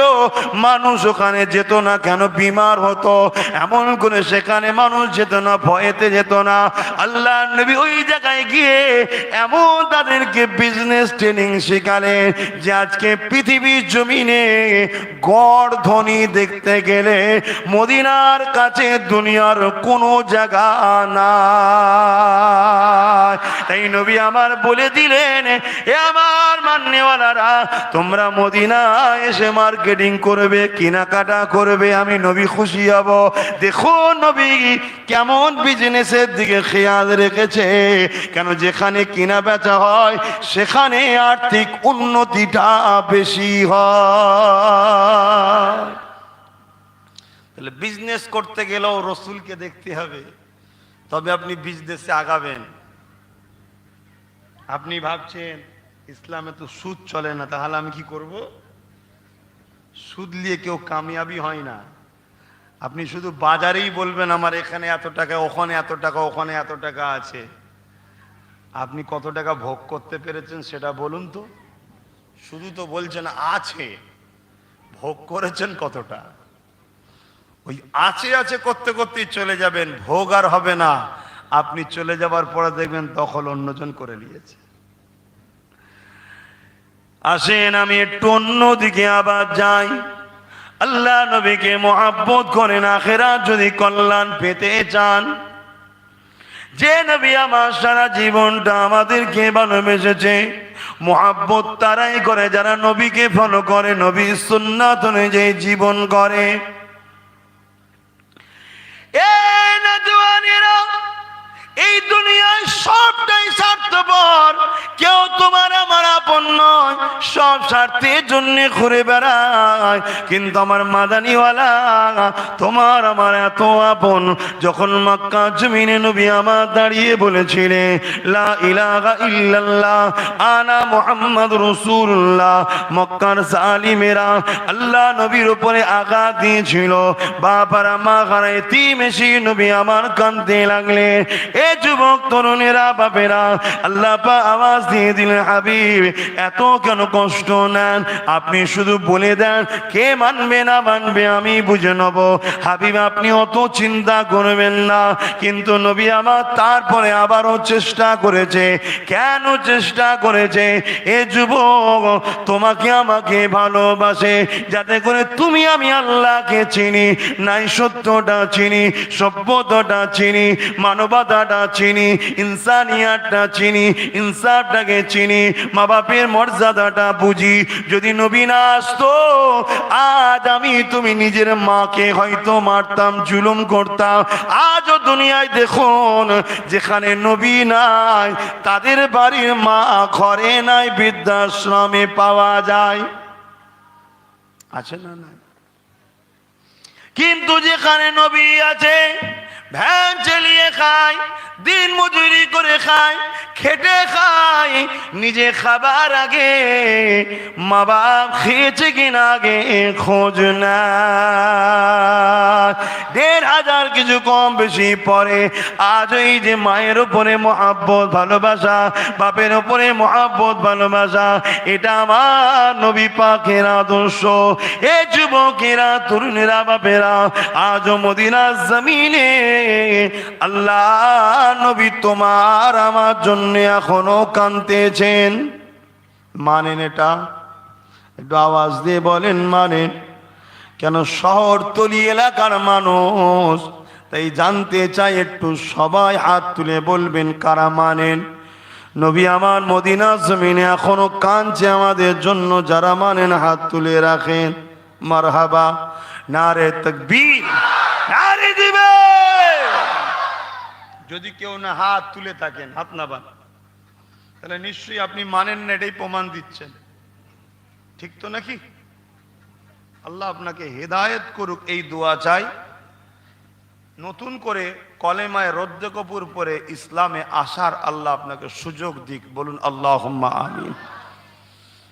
রসুলকে কেউ যদি হায়াতুন নবী অস্বীকার করে, সেই দিন ইসলাম থেকে বেরিয়ে যায়। তার পরিবার যদি থাকে, ওই পরিবারের সঙ্গে সম্পর্ক বিচ্ছেদ হয়ে যায়, নেকা ভেঙে যায়, টুটে যায়। কেন? একজন মোমেন আর একজন মোমেনার কখনো নেকা থাকতে, একজন একজন মোমেন একজন মোমেনারই নেকা হয়। একজন মোমেন আর একজন মুনাফিক কখনো নেকা থাকে না, টুটে যায়। আল্লাহ নবী রওজা মোবারকে এখনো হায়াতে আছেন। সারা জীবনে নবী আমার আপনার জন্য কেঁদেছে, আজ রওজা মোবারকে আমার আপনার জন্য কাঁদতেছেন। এ যুবকেরা, আল্লাহ নবী জানিয়ে দিলেন, যেমন আমার সাহাবারা আমার কাছে এসে সালাম দিলে আমি নবী তাদের সালামের জবাব দিই। আজকে দিনও আমি নবী আমার রওজা মোবারকে চলে যাবার পরে কেউ যদি এসে সালাম দেয়, আমি নবী পাক যেভাবে সাহাবাদেরকে সালাম দিতাম ওইভাবে তাদেরও সালাম দিয়ে থাকি, অর্থাৎ সালামের জবাবটা দিয়ে থাকি। এ যুবকেরা তরুণেরা, এ নবী পাকের প্রেমিকেরা, নিশ্চয়ই একটা ইতিহাস আপনারা জানেন। ইসলামের একটা ইতিহাস রয়েছে। এই জমিনের উপরে একজন জালিম রাজা ছিল, যার নাম হলো এজিদ। সে চরিত্রহীন, লম্পট, বদমাইশি সারাবি ছিল। এই জন্য ইমামে হোসাইন তাকে মেনে নেয়নি।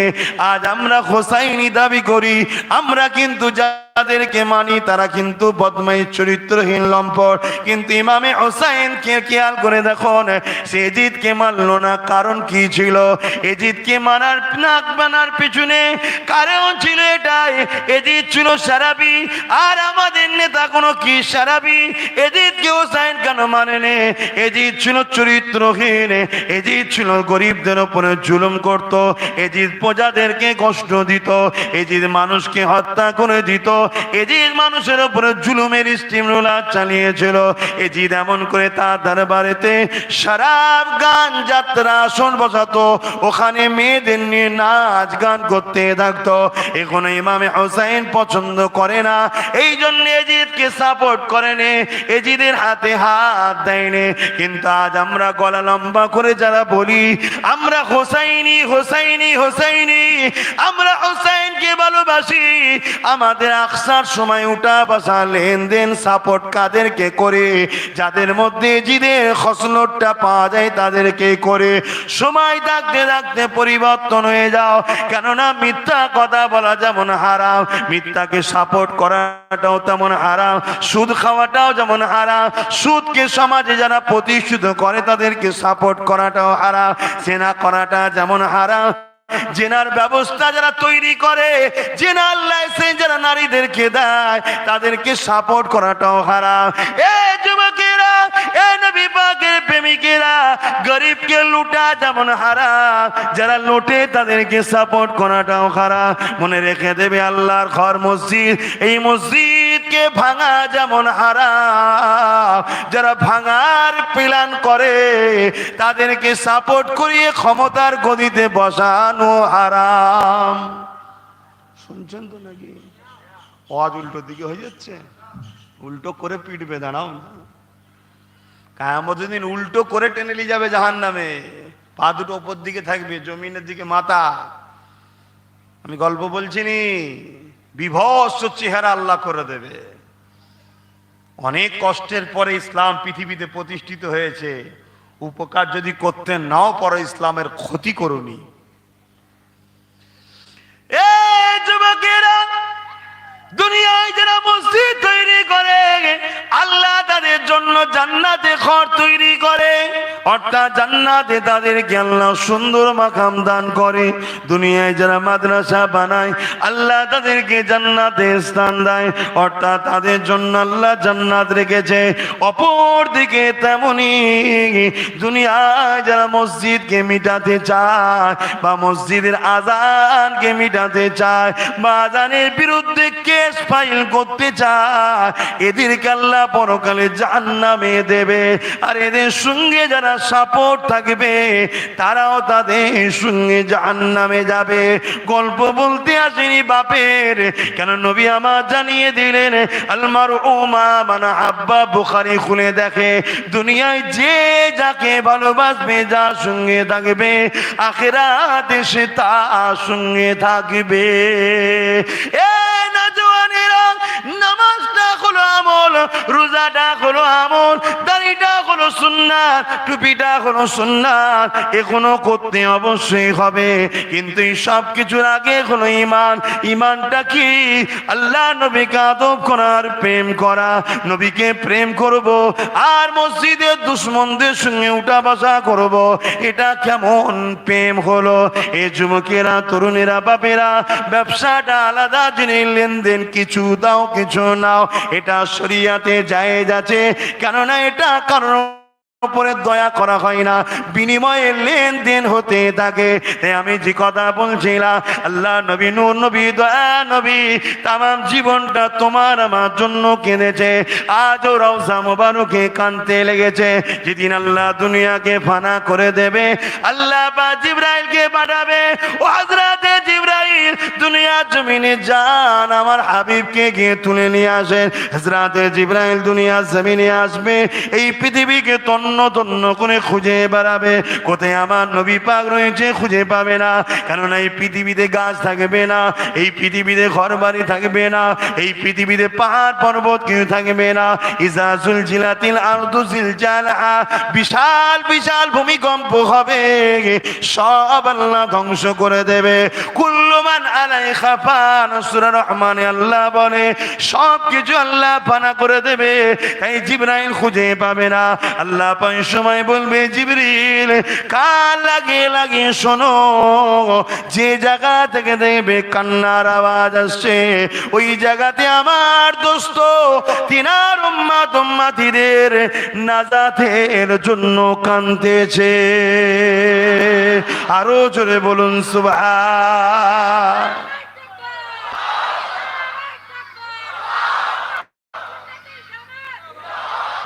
এত দরদি নবী, সেই নবী দিনকে মানতে তো পারিনি, উপকার করা তো দূরের কথা, দিনের ক্ষতি করছে আমরাই। করছে না করেনে, ডাইরেক্ট করাটাও করা, ইনডাইরেক্ট করাটাও করা। আজকে তামাম বিশ্ব জুড়ে ইসলাম ও ইসলামের মান্যওয়ালাদের উপরে নতুন করে একটা জালিমদের হামলা চক্রান্ত চলছে না চলেনি?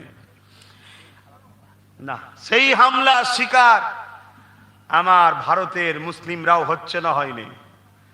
সবচেয়ে বড় কথা, যেখানে মানুষ তৈরি হয়, প্রকৃত মানুষ, মায়ের প্রেমিক, বাপের প্রেমিক, রাষ্ট্রের প্রেমিক, সভ্যতার প্রেমিক, ইনসাফ ইনসানিয়াতের শিক্ষা যেখানে দেওয়া হয়, ওই জায়গাটার নাম কি বলুন? মাদ্রাসা। বারবার আমাদেরকে শুনতে হচ্ছে, আজও শুনতে হয়, মাদ্রাসায় নাকি সন্ত্রাস তৈরি হয়, মাদ্রাসায় নাকি জঙ্গিদের আতুর ঘর। নানা রকম ভাবে মাদ্রাসার বিরুদ্ধে ষড়যন্ত্র চলছে না চলেনি? কথা বলুন, চলছে না চলেনি? বড় দুঃখের সাথে বলতে হয়, যারা ষড়যন্ত্র করছে তারা করবে, এটা স্বাভাবিক। কেননা তারা তাদের রাজত্ব টিকাবার জন্য মাদ্রাসার বিরোধী করবে, এটা স্বাভাবিক। কেননা মাদ্রাসার বিরোধী তারা করে যারা মানুষের প্রভু হতে চায়। মাদ্রাসা বলে দিয়েছে একটাই প্রভু, আল্লাহ। যারা ফেরাউন হতে চায় মাদ্রাসা তারা চায় না, যারা নমরুদ হতে চায় মাদ্রাসা তারা চায় না। কারণ মাদ্রাসায় শিক্ষা দেওয়া হয় লিল্লাহি মা ফিস সামাওয়াতি ওয়া মা ফিল আরদ, জমিন আসমানের একমাত্র মালিক একজন, তিনি হলেন আল্লাহ। জোরে বলুন সুবহানাল্লাহ। মাদ্রাসায় শিক্ষা দেওয়া হয় মানুষ মানুষের দাসত্ব করবে না। মানুষ যত গরিব হতে পারে, কিন্তু কেউ কারো দাস দাসী নয়। মানুষ একমাত্র দাস দাসী তিনার, যিনি জমিন আসমানের একমাত্র মালিক আল্লাহ। মাদ্রাসাকে তো তারা পছন্দ করে না যারা বিজনেসের নামে মায়েদের ঘরে বৃদ্ধাশ্রমে ভর্তি করার জন্য বৃদ্ধাশ্রম গড়ে তোলে। তারা কোনোদিন মাদ্রাসা চাইবে না। কেন? মাদ্রাসা থাকলে শিক্ষা দেওয়া হবে আল জান্নাতু তাহতা আকদামুল উম্মাহাত, ছেলেদের যা পায় জান্নাত মা বাপের পায়ের তলায়, মায়ের পায়ের তলায়। তাই তারা কোনোদিন চাইবে না। যারা গরিবদের রক্ত চুষাকে নিজেদের ঘরে বড় বাহাদুর মনে করে, তারা মাদ্রাসাকে কখনো চায় না। কারণ মাদ্রাসা গরিবের পক্ষে, অসহায়ের পক্ষে, মজলুমের পক্ষে, এতিমের পক্ষে, বিধবাদের পক্ষে, নারীর অধিকারের পক্ষে। যাই নারীদের ঘরে যারা মডার্নের নামে স্টেজে তুলে নাচ দেখিয়ে পয়সা ইনকামের বাহানা বার করে, তারা কখনো মাদ্রাসাকে চাইবে না। তাই তাদের মাদ্রাসাকে না চাওয়ার পিছনে একটা কারণ আছে। দুঃখটা ওইখানের থেকেও বড় দুঃখ, আমার মুসলিম ঘরের ছেলে দাবি করে, কোরআনের ঘরের ছেলে দাবি করে, কি বলে মুসলমান দাবি করে, হাজির ঘরের ছেলে দাবি করে, আমরাই তো মাদ্রাসাকে ভাঙছি, আমরাই তো মাদ্রাসার দুশ্মন। খুঁজে পাচ্ছেন না? একদল লোক বোল্ডুজার দিয়ে মাদ্রাসা ভাঙছে, জানেন না? একদল লোক বোল্ডুজার দিয়ে মাদ্রাসা ভাঙছে, আর একদল লোক আবার মাদ্রাসায় শিক্ষক নিয়োগ বন্ধ করে মাদ্রাসাকে বন্ধ করার প্ল্যান করছে। দুটোই কিন্তু মাদ্রাসাকে মিটাবার চেষ্টা, সবার লক্ষ্য। এই কথা বুঝছেন না, বোঝেন না? বেশি দূর নয়, আপনাদের ডান দিকে গেলে, আমার ডান দিকে, আপনাদের বাঁ দিকে গেলেই একটা নদী পড়বে, তাই তো নাকি? ওই নদীর উপারেই একটা জায়গা আছে, নাম কি জানো? চুচুড়া। ওখানে একটা মাদ্রাসা ছিল, জানেন? ওখানে একটা মসজিদ ছিল, জানেন? সেটাকেও তালা মারা হয়েছিল। আলহামদুলিল্লাহ, আপনাদের ঘরের ছেলে, এই ছেলেটা লড়াই করে সেটা খুলেছে। আজও কলিকাতায় মতো জায়গায় 70টার উপরে মসজিদ তালাবন্ধ পড়ে আছে, যেখানে শূকরের মতো অপবিত্র পশু পর্যন্ত চড়ে বেড়ায়। আর আমরা গলা লম্বা করে আব্বাস সিদ্দিকীকে দালাল বলি না? মুসলমান তোমরা আর আমি মুসলমান নয়। বুঝাপড়া কোথায় হবে বলুন? সব কিয়ামত দিন বুঝাপড়া হবে। তোমার নিজের পাতের ঝোল কমে যাবে বলে তুমি আমায় দালাল বানিয়ে দিলে। তোমার নিজের মাল ঝেড়ে খাওয়া টাকা বন্ধ হয়ে যায় বলে দালাল বলে দিলে। আরে তোমার লড়াই তোমার বউ বাচ্চা নিজের হারামের টাকা ইনকাম করে তাদেরকে গাড়ি বাড়ি করে দিবার লক্ষ্য। আর আমার লড়াই হলো সমাজে সভ্যতা গড়ে তোলা, সমাজে এতিম অসহায়দের চোখের পানি মুছা, আল্লাহর ঘর মসজিদ গুলোর ইজ্জত আবরু রক্ষা করা, মাদ্রাসাকে রক্ষা করা। এর জন্য যেটা করা সেটা আমি করছি। তুমি ভাবতে পারো ও আব্বাস সিদ্দিকী, তুমি যে প্ল্যাটফর্মে এখন আছো এই প্ল্যাটফর্ম থেকে বলো না। এই প্ল্যাটফর্ম থেকে বলে বলে বলে বলে বলে বলে দেখলাম যে একটা অন্য প্ল্যাটফর্মের পাওয়ার দিয়ে আমার মসজিদ মাদ্রাসাকে তালা মারছে, তাই ওই প্ল্যাটফর্মটা দখল করতে হবে মসজিদ মাদ্রাসাকে খোলার জন্য। কথা বুঝছেন না বোঝেন? সে যদি কোনো পাওয়ারের জন্য আমার মসজিদ মাদ্রাসায় তালা মারে, তাহলে আমাকেও সেই পাওয়ার দখল করতে হবে মসজিদ মাদ্রাসাকে খুলে রাখার জন্য। তখন আমার জন্য জরুরি হয়ে যাবে। তারপরে আবার একদল পীর সাহেব, পীরজাদা, বাপ রে বাপ, বক্তা সাহেব, আমির সাহেব, ইমাম সাহেব, হজরতজি সাহেব, সব সাহেব মিলে আমার পিছনে লেগে গেল। কি এখনো আছে তো নাকি লেগে? তোরা লেগে লেগে লেগে লেগে কবরে ঢুকবি, ইনশাল্লাহ কিয়ামতের দিন জবাব দিবি, জাহান্নামে তোরা যাবি। কথা বুঝে আসছে না? নাই ওহ, একটু দরদ নেই? একটু ভাবলো না একবার? যারে আমার মসজিদ আমার মাদ্রাসাকে কিভাবে নষ্ট করা হচ্ছে। আপনারা জানেন না আপনাদের এই আশপাশে একজন রয়েছে সাধুরূপী শয়তান? কি জানেন না? কখন এই ডালে লাফ মারে, কখন ও ডালে লাফ মারে, কখন মুসলমানদের ঘরে গালি দেয়, কখন মুসলমানদের মসজিদের আজানের নামে কেস করে, আবার কখনো মুসলমানের কাছে বলে ভোট দাও। এই বুঝতে পারছেন না? পারেন না? এইরকম শয়তান আশপাশে আছে না? নাই? ভেবে চিন্তে দেখুন, যে পাওয়ারের জোরে আমার মসজিদের আজানে কেস করেছে, মুফতির ফতোয়া মুফতি ছাড়া কাটলে মানায়? কথা বলছেন না? আপনারা বেজার হচ্ছেন? দূরে থাকবেন আমার থেকে, অসুবিধে নেই। জোর করে ধরে এসে বসছি নাকি? মুফতি যদি একটা ফতোয়া দেয় যে তাহাজ্জুদের নামাজ দূরে কাট, কি তাহাজ্জুদের নামাজে উজু করতে লাগে না? নাউজুবিল্লাহ, বুঝে পাচ্ছেন না বলছি? কি একজন মুফতি ফতোয়াটা দিল, এটা ভুল কি ঠিক? কাটার জন্য কি আম মানুষ কাটবে না মুফতি কাটবে? মুফতি। তা একজন যদি রাজনীতির নেতা ক্ষমতার জন্য আমার মাদ্রাসার বিরুদ্ধে কিছু বলে, এটাকে কাটার জন্যে চাষি, ব্যবসায়ী, হুজুর বললে মানায়? ওই রকম লোক দরকার, তবে তো ফতোয়া কাটলে মানাবে। ঠিক না বেটি? তা আমাদের কই? কথা বোঝায় ঢুকছে? আর নাই আগামী দিন এই মসজিদ থাকবে, এটা লাইব্রেরি হয়ে যাবে। মসজিদ থাকবে, সিনেমা হল হয়ে যাবে। মসজিদ থাকবে, জুয়ার আড্ডা হয়ে যাবে। আপনি বলছেন কি বলছেন হুজুর? হুজুর পাগলা হয়ে যায়নি, যাও স্পেনে। 800 বছর ওখানে মুসলমান ছিল, মসজিদ মাদ্রাসা হাজারো রয়েছে, আজও আছে, কিন্তু বড় বড় সিনেমা হল হয়ে গেছে, বড় বড় অফিস আদালত হয়ে গেছে। কেন? ভিক্ষা খেয়ে খেয়ে আরামের বিছানায় ঘুমিয়ে থাকতো মুসলমানরা, আরামের জিন্দেগি ঘুমিয়ে থাকতো। এদিকে সব ঘিরে ফেলেছে, হুঁশি নেই, লাস্টে মেরে সব সাগরে ভেসে দিয়েছে। জাহাজকে জাহাজ, জাহাজকে জাহাজ, সাগরে শুধু লাশ ভাসছে, ফেলে দিচ্ছে, হুঁশ নাই। পরের বাপকে বাপ বলে ঘুরে বেড়াতো। আজকে হালত যে দেখি যান কি হচ্ছে। ইতিহাস পড়িছি আমরা। মিশরে, মিশরে শোনো, মিশরে একজন যুবক ছিল, তাহাজ্জুদ গুজার, আল্লাহ পাকের প্রেমিক বান্দা ছিল, যুবক ছেলে, কিন্তু আল্লাহ প্রেমিক ছিল। ওই মিশরের মুসলিমদের উপরে যখনই একজন খ্রিস্টান জালিম রাজা হামলা করতে আসতো, ওই আল্লাহর অলি যুবক ছেলেটা সে সামনে দাঁড়িয়ে আল্লাহ পাকের সাহায্য নিয়ে এই মিশরবাসীকে রক্ষা করত।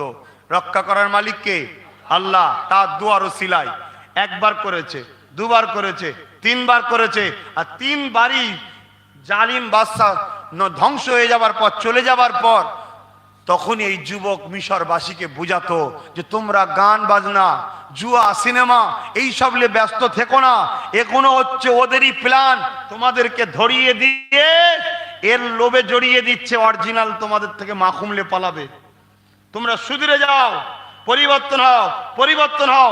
কেউ গুরুত্ব দেয়নি। চারবারের মাথায় যখন মিশরের ওই জালিম রাজার মিশরের উপরে হামলা হয়েছে, আল্লাহর ইশারা হয়েছে, যুবকটা সরে গেছে, গভীর জঙ্গলে চলে গেছে। এত মার মেরেছিল মিশরের মুসলিম ঘরে, নারী পুরুষ ঘরে এত মার মেরেছিল, এই মাথার খুলি দিয়ে বড় বড় বিল্ডিং তৈরি করে ফেলেছে। কত লাশ পড়েছে বুঝতে পেরেছেন? তা আমরা যখন বারবার বলি আমাদের কথা তোমাদের পছন্দ হয়নি না, অলরেডি শুরু হয়ে গেছে ঠেলা সামলাও। এবারে কি শুরু হয়েছে? কি শুরু হয়েছে?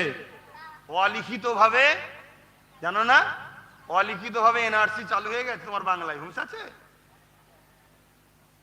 অনেকদিন তোকে চিল্লাচ্ছি, শুধু বলতো আব্বাস সিদ্দিকী বেকার বকে, হ্যান করে ত্যান করে। আমার কম বলে রে বাবা, অমুসলিমরা বলে না। এবার ঠেলা সামলাও।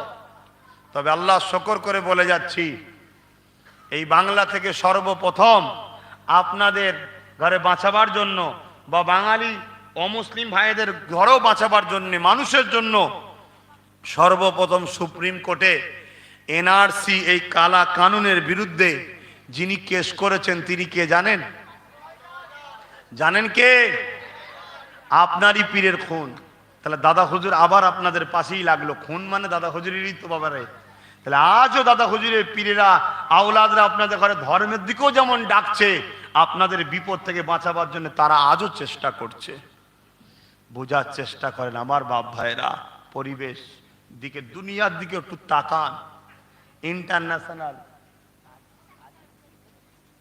কটাই জামাত করবে?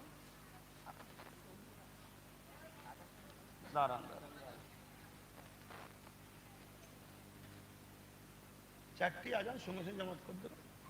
হ্যাঁ, অসুবিধা আছে নাকি?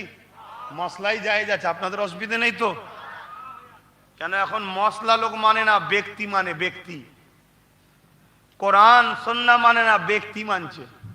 তাই জিজ্ঞেস করলাম, মশলাই জায়েজ আছে। চারটে আজান, 5 মিনিট সময় দেওয়া হবে, উজু করে নিয়ে হবে, 4:05 কি 4:10 নামাজ। আজকের দিনে মনে হয় 4:45 পর্যন্ত ওয়াক্ত আছে। কথা বুঝে আসছে? সেই জায়গায় 4:05 আমরা নামাজ পড়বো, অসুবিধা হবে? তোমার কথাই বেজার হচ্ছেন আপনারা? ভাবেন, এই দুনিয়ায় অনেক ধর্ম আছে, এই বাংলায় দেশেও অনেক ধর্ম আছে। কোন ধর্মের ধর্ম সংস্কার, কোন ধর্মের ধর্মীয় কাজ করতে কোনো অসুবিধা হয়নি।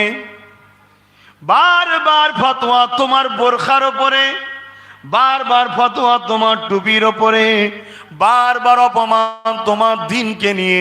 কারণটা কি বোঝা দরকার। কেন আমার কমের লোক ভালো নয়, একদল, সবাই না একদল। সুযোগ এই জন্য পায়।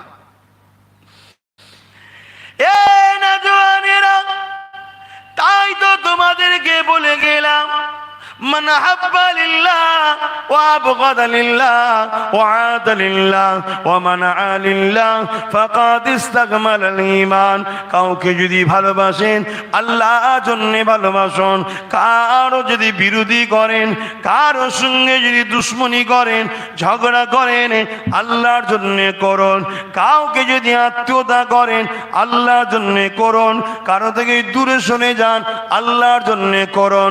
তাই আমি জানতে চাই, যদি কেউ আমার বিরোধী করেন, উদ্দেশ্য যেন আল্লাহ থাকে। আল্লাহর জন্য যদি বিরোধী করেন, অবশ্যই আপনার বিরোধী করাটা হক হবে, তাহলে আপনার চলবে। নচেত এই বিরোধী করাটা আপনার জন্য গুনার কারণ হয়ে দাঁড়িয়ে যাবে। এ যুবকেরা, আমি কারো সঙ্গে ব্যক্তিগত আমার বন্ধুত্ব নাই, কারো সঙ্গে আমার ব্যক্তিগত কোনো আত্মীয়তা নাই। আমি যখন দেখেছিলাম পাওয়ারের জোরে আমার মাদ্রাসায় তালা মারলো, পাওয়ারের জোরে আমার মসজিদে তালা মারলো, সেদিন আমি রাজপথে দাঁড়িয়ে ওই মসজিদের তালা খোলার জন্য বুলেটের সামনেও দাঁড়াতে চেয়েছিলাম। সেই দিন দেখেছিলাম বহুত ফোর্স নামানো হয়েছিল, এমন করে চমকানো ধমকানো হয়েছিল। আমি সেদিন শপথ করেছিলাম হয় কাফন পরব, না আমি আসরের নামাজটা আল্লাহর ঘরে তালা খুলে পড়ব। অবশ্যই কামিয়াবি আল্লাহ পাকের হাতে, দেরি হলো আল্লাহ কামিয়াবি হকবাদীদেরকে দেয়। এই অবশ্যই আল্লাহ বা সেদিন কামিয়াবি দিয়েছিলেন, মসজিদের তালা খুলে সেদিন আমরা নামাজ পড়েছিলাম।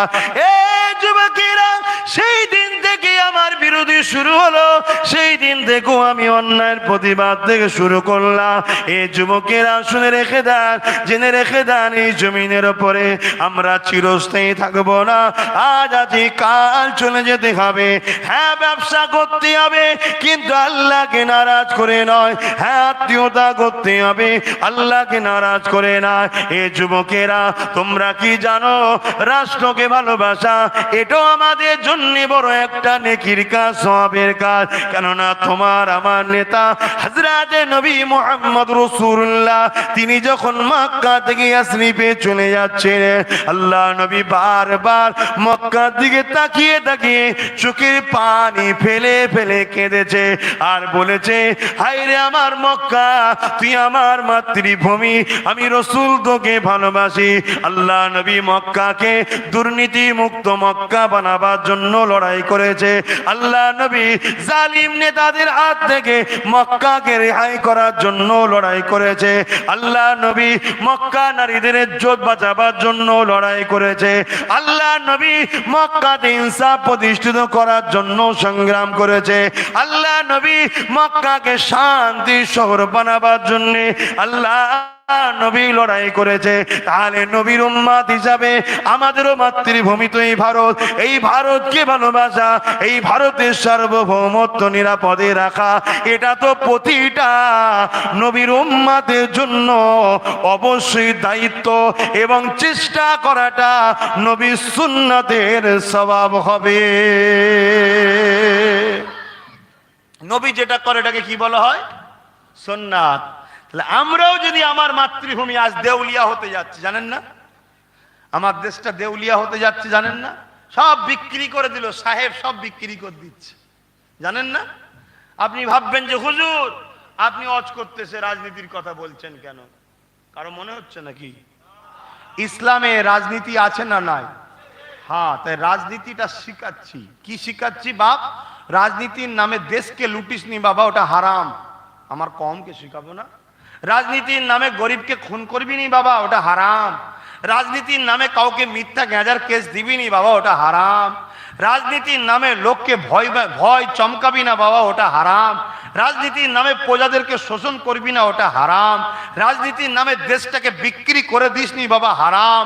যদি বলেন হুজুর আমি তো বিক্রি করিনি বাবা, যারা বিক্রি করে ওদেরকে সাপোর্টও করিসনি বাবা, হারাম। কথা বুঝছেন না? বোঝেন না? তো এটা আমি আমার শিষ্যদেরকে শিখাবো না? কি গো, সমস্যা আছে? আপনাদের সমস্যা হচ্ছে, ফতোয়াই গন্ডগোল হয়ে যাচ্ছে। ইসলাম শুধু নামাজ দিয়েছে না, ইসলাম শুধু রোজা দিয়েছে। আজকে এতগুলো লোক মাথায় টুপি দিয়ে বসে আছে, আল্লাহ কার এটা ভালো না খারাপ? নামাজ পড়বো ভালো না খারাপ? আমরা ঘরে খেয়েছি দুপুরে আলহামদুলিল্লাহ, ভালো না খারাপ? কিন্তু তোমার আমার হুঁশ আছে? 100-র মধ্যে 70টা মেয়ে পেটের জ্বালায় দেহ বিক্রি করছে মুসলমান, তোমার এই সব বাংলায়, তোমার এই দেশে। লজ্জা লাগে না? আমাদের তো একটা লজ্জা থাকা দরকার। যে নবী নারীর অধিকারের জন্য জীবনটা কুরবান করলেন, সারা জীবনটা কাটিয়ে দিলেন, সেই নবীর এত উম্মত থাকার পরেও আজ আমাদের বোনেরা পেটের জ্বালায় তারা দেহকে বিক্রি করছে। 100-র মধ্যে 70 জন মুসলিম। আমি জানি 100টাকেই উদ্ধার করা দরকার, এটা ইনসাফ। সে আমার ধর্মের কি অধর্মের পরের কথা, নারী হলো মায়ের জাত, মায়ের ইজ্জতকে ঢাকতে হবে, এটা ইসলাম শিখিয়েছে। জোরে বলুন সুবহানাল্লাহ। এই বিষয়টা আব্বাস সিদ্দিকী বললে আপনাদের সমস্যা হয়? তসবিহ পড়তে হবে আমি জানি, কিন্তু আপনার গ্রামে একজন 22 বছরের মেয়ের বয়স হয়ে যাচ্ছে, গরিব বলে পয়সা নেই বলে বিয়ে হচ্ছে না, আপনি তসবিহ পড়ে মনে করছেন জান্নাত চলে যাব না? হ্যাঁ, ওই গরিবটাকে দেখতে হবে, এটা জানেন না? এর নাম ইসলাম। এবার আপনি যদি বলেন এটা গণতান্ত্রিক দেশ, এখানে ইসলাম চলবে না, তাহলে আপনি তো ওদের মতো কথা বলছেন যারা ইসলামকে মিটাতে চাইছে। বুঝতে পারছেন না? ওই যে সেন্টারে বসে আছে, ওদের মতো কথা তো আপনার। তাহলে ওরা তো ইসলামকে মিটাতে চাইছে, ওরাই তো একটা আইন তৈরি করতে চাইছে, শরিয়াতের আইন চলবে না, ওরা করতে চাইছে তো এটা। আর যদি কেউ মনে করে যে মুহাম্মদ রাসূল সাল্লাল্লাহু আলাইহি সাল্লামের নেতৃত্ব এই গণতান্ত্রিক দেশে চলবে না, আরে এর থেকে বড় লজ্জা অপমান আর কি হতে পারে? যে যার নেতা, যে যার ফলোয়ার, যে যার লোককে মানছে, তা আমার মোহাম্মদ রসুল এতটাই কমজোর যে আমার দেশে তার নেতৃত্ব চলবে না? যে যারটা মানছে মানুক না, কোনো অসুবিধা নেই, আমরা মানবো মোহাম্মদ রসুলকে। জোরে বলুন সুবহানাল্লাহ। আপনাকে যদি জিজ্ঞেস করা হয় আপনি পৃথিবীর নম্বর 1টা নেবেন না নম্বর 2টা নেবেন, আপনি কোনটা নেবেন? নম্বর 1। তো পৃথিবীর শ্রেষ্ঠ বাবার নাম কি? হযরত প্রফেট মুহাম্মদ রসুল। পৃথিবীর শ্রেষ্ঠ শাহীনশাহ দোনোজাহানের সুলতানের নাম কি? মুহাম্মদ রসুল। পৃথিবীর শ্রেষ্ঠ ডক্টর এর নাম কি? মুহাম্মদ রসুল। পৃথিবীর শ্রেষ্ঠ সায়েন্টিস্টের নাম কি? মুহাম্মদ রসুল। পৃথিবীর শ্রেষ্ঠ স্বামীর নাম কি? মুহাম্মদ রসুল। পৃথিবীর শ্রেষ্ঠ নানার নাম কি? মুহাম্মদ রসুল। পৃথিবীর শ্রেষ্ঠ রাজনীতিবিদের নাম কি? কি বলবেন আপনি? বলুন, আপনি কি বলবেন? বলুন, আওয়াজ দিয়ে বলুন, আপনার নজরে কোনটা? বলুন। পৃথিবীর সবাই মেনে নিয়েছে মুহাম্মদ রসুল। অমুসলিমদের মধ্যে যারা শ্রেষ্ঠ ছিল, পৃথিবী বিখ্যাত, তারাও মেনে নিয়েছে মুহাম্মদ রসুল। আপনি মানবেন না? বাপ ভাই, ভুল বুঝবেন না আমাকে, আমি ভুল বুঝবেন না, আপনার ক্ষতি হবে, আমার নয়। জলসা করে খাবো এই নিয়ে তো এলেম শিক্ষা অর্জন করিনি।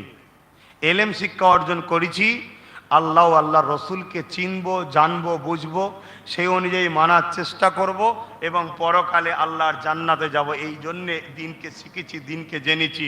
কিন্তু এমন একটা পরিবারে, এমন একটা বংশে আল্লাহ আমাকে পাঠিয়েছে, সেই দাদা হুজুরের কোটি কোটি রুহানি সন্তান আছে। আপনারা সব দাদা হুজুরের বাচ্চা, জানেন তো নাকি? রুহানি সন্তান। তো সেই ঘরের জসমানি সন্তান হিসাবে আপনারা ভালোবাসেন, তাই আপনাদের ঘরে দিন শোনাতে এসেছি। তা দিনটা দাঁড়িয়ে আছে দুটো প্ল্যাটফর্মে, দুটো লাইনের ওপরে, দুটো পার্টি। ট্রেন দেখেন না যায় একটা পার্টিতে না দুটো পার্টিতে? তা দিনটাও দাঁড়িয়ে আছে, দিনের ট্রেনটা যায় দুটো পার্টির ওপরে। কি দুটো পার্টি? কুনতুম খায়রা উম্মাতিন উখরিজাত লিন-নাস তা'মুরুনা বিল মা'রুফ ওয়া তানহাউনা আনিল মুনকার। আছে তো কোরআন শরীফে? জি, আরে ভালো তো আছে তো কোরআন শরীফ। কি তার মানে? কি, হে উম্মতে মুহাম্মাদি, তোমরা শ্রেষ্ঠ, তোমরা ভালো কাজ করবে, ভালোর পক্ষে থাকবে, ভালোকে সাপোর্ট করবে, ভালোর সাথে থাকবে, ভালোকে এগিয়ে নিয়ে যাবে, অন্যায় করবে না, অন্যায় সাথ দেবে না, অন্যায়কে প্রতিরোধ করো, অন্যায়কে ক্ষমতা থাকলে মিটিয়ে দাও।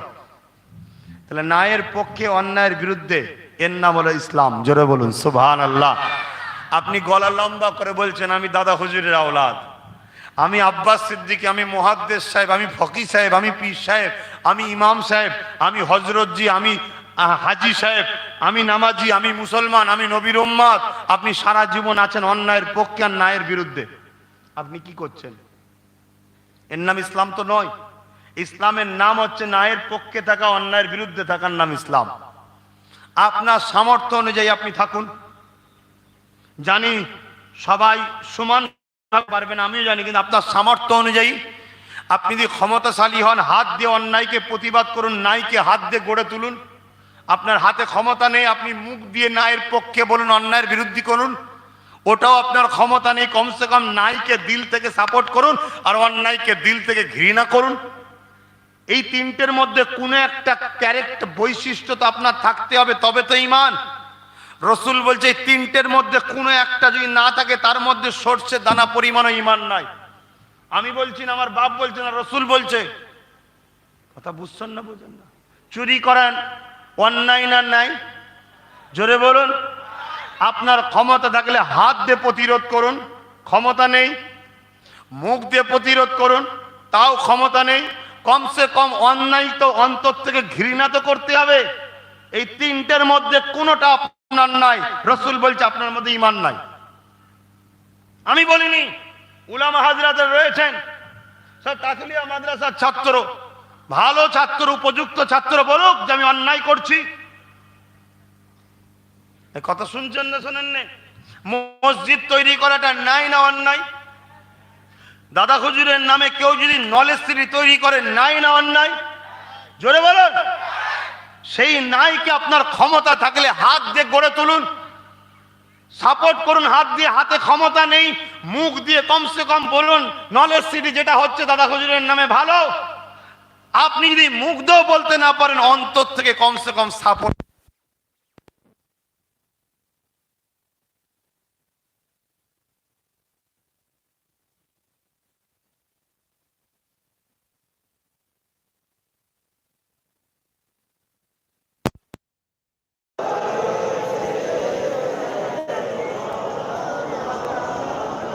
ভাইরা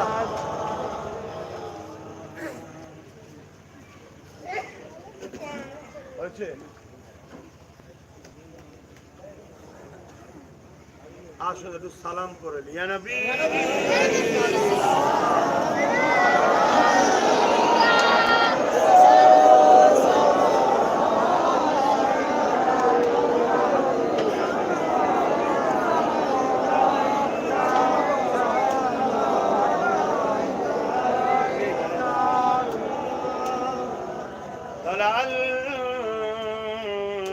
البدر علينا من شنيعة الوداع وجب الشكر علينا ما بلغ إلا أعدائي يا نبي سلام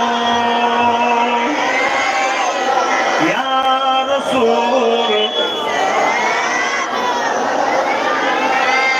يا حبيب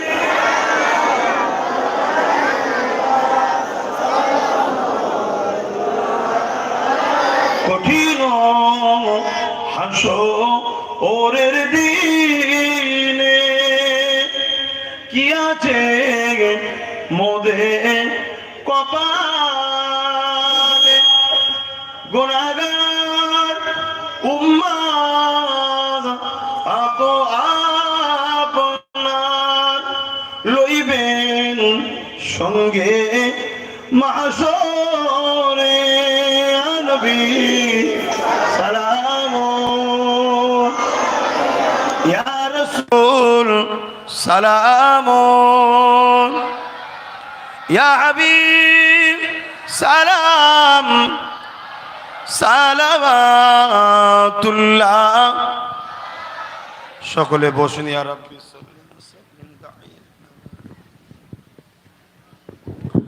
বাপ ভাইরা, আজান দেবে, নামাজ হবে। আমি একটা শেষ কথা বলছি, বলুন। তাহলে আপনার যদি ক্ষমতা থাকে হাত দিয়ে নলেজ সিটি করুন বা মাদ্রাসা করুন বা মসজিদ করুন। যদি ক্ষমতা না থাকে মুখ দিয়ে কমসে কম সাপোর্ট তো করুন যে ভালো কাজ। তাও যদি না থাকে দিল থেকে তো সাপোর্ট করতে হবে, তবেই তো আপনি ভালো। আজানের পক্ষে থাকা ভালো কাজ না, আজানের বিরোধী করাটা ভালো কাজ। জোরে বলুন। তাহলে আজানের পক্ষে যারা রয়েছে তাদেরকে যদি আপনারা বলেন দালাল, আর আজানের বিরুদ্ধে যারা কেস করবে আজানকে বন্ধ করার জন্যে, তারা যদি হয় আপনাদের আপন, তাহলে এই সমাজে তো খোদার গজবটা আসা স্বাভাবিক, ঠিক না বেঠিক?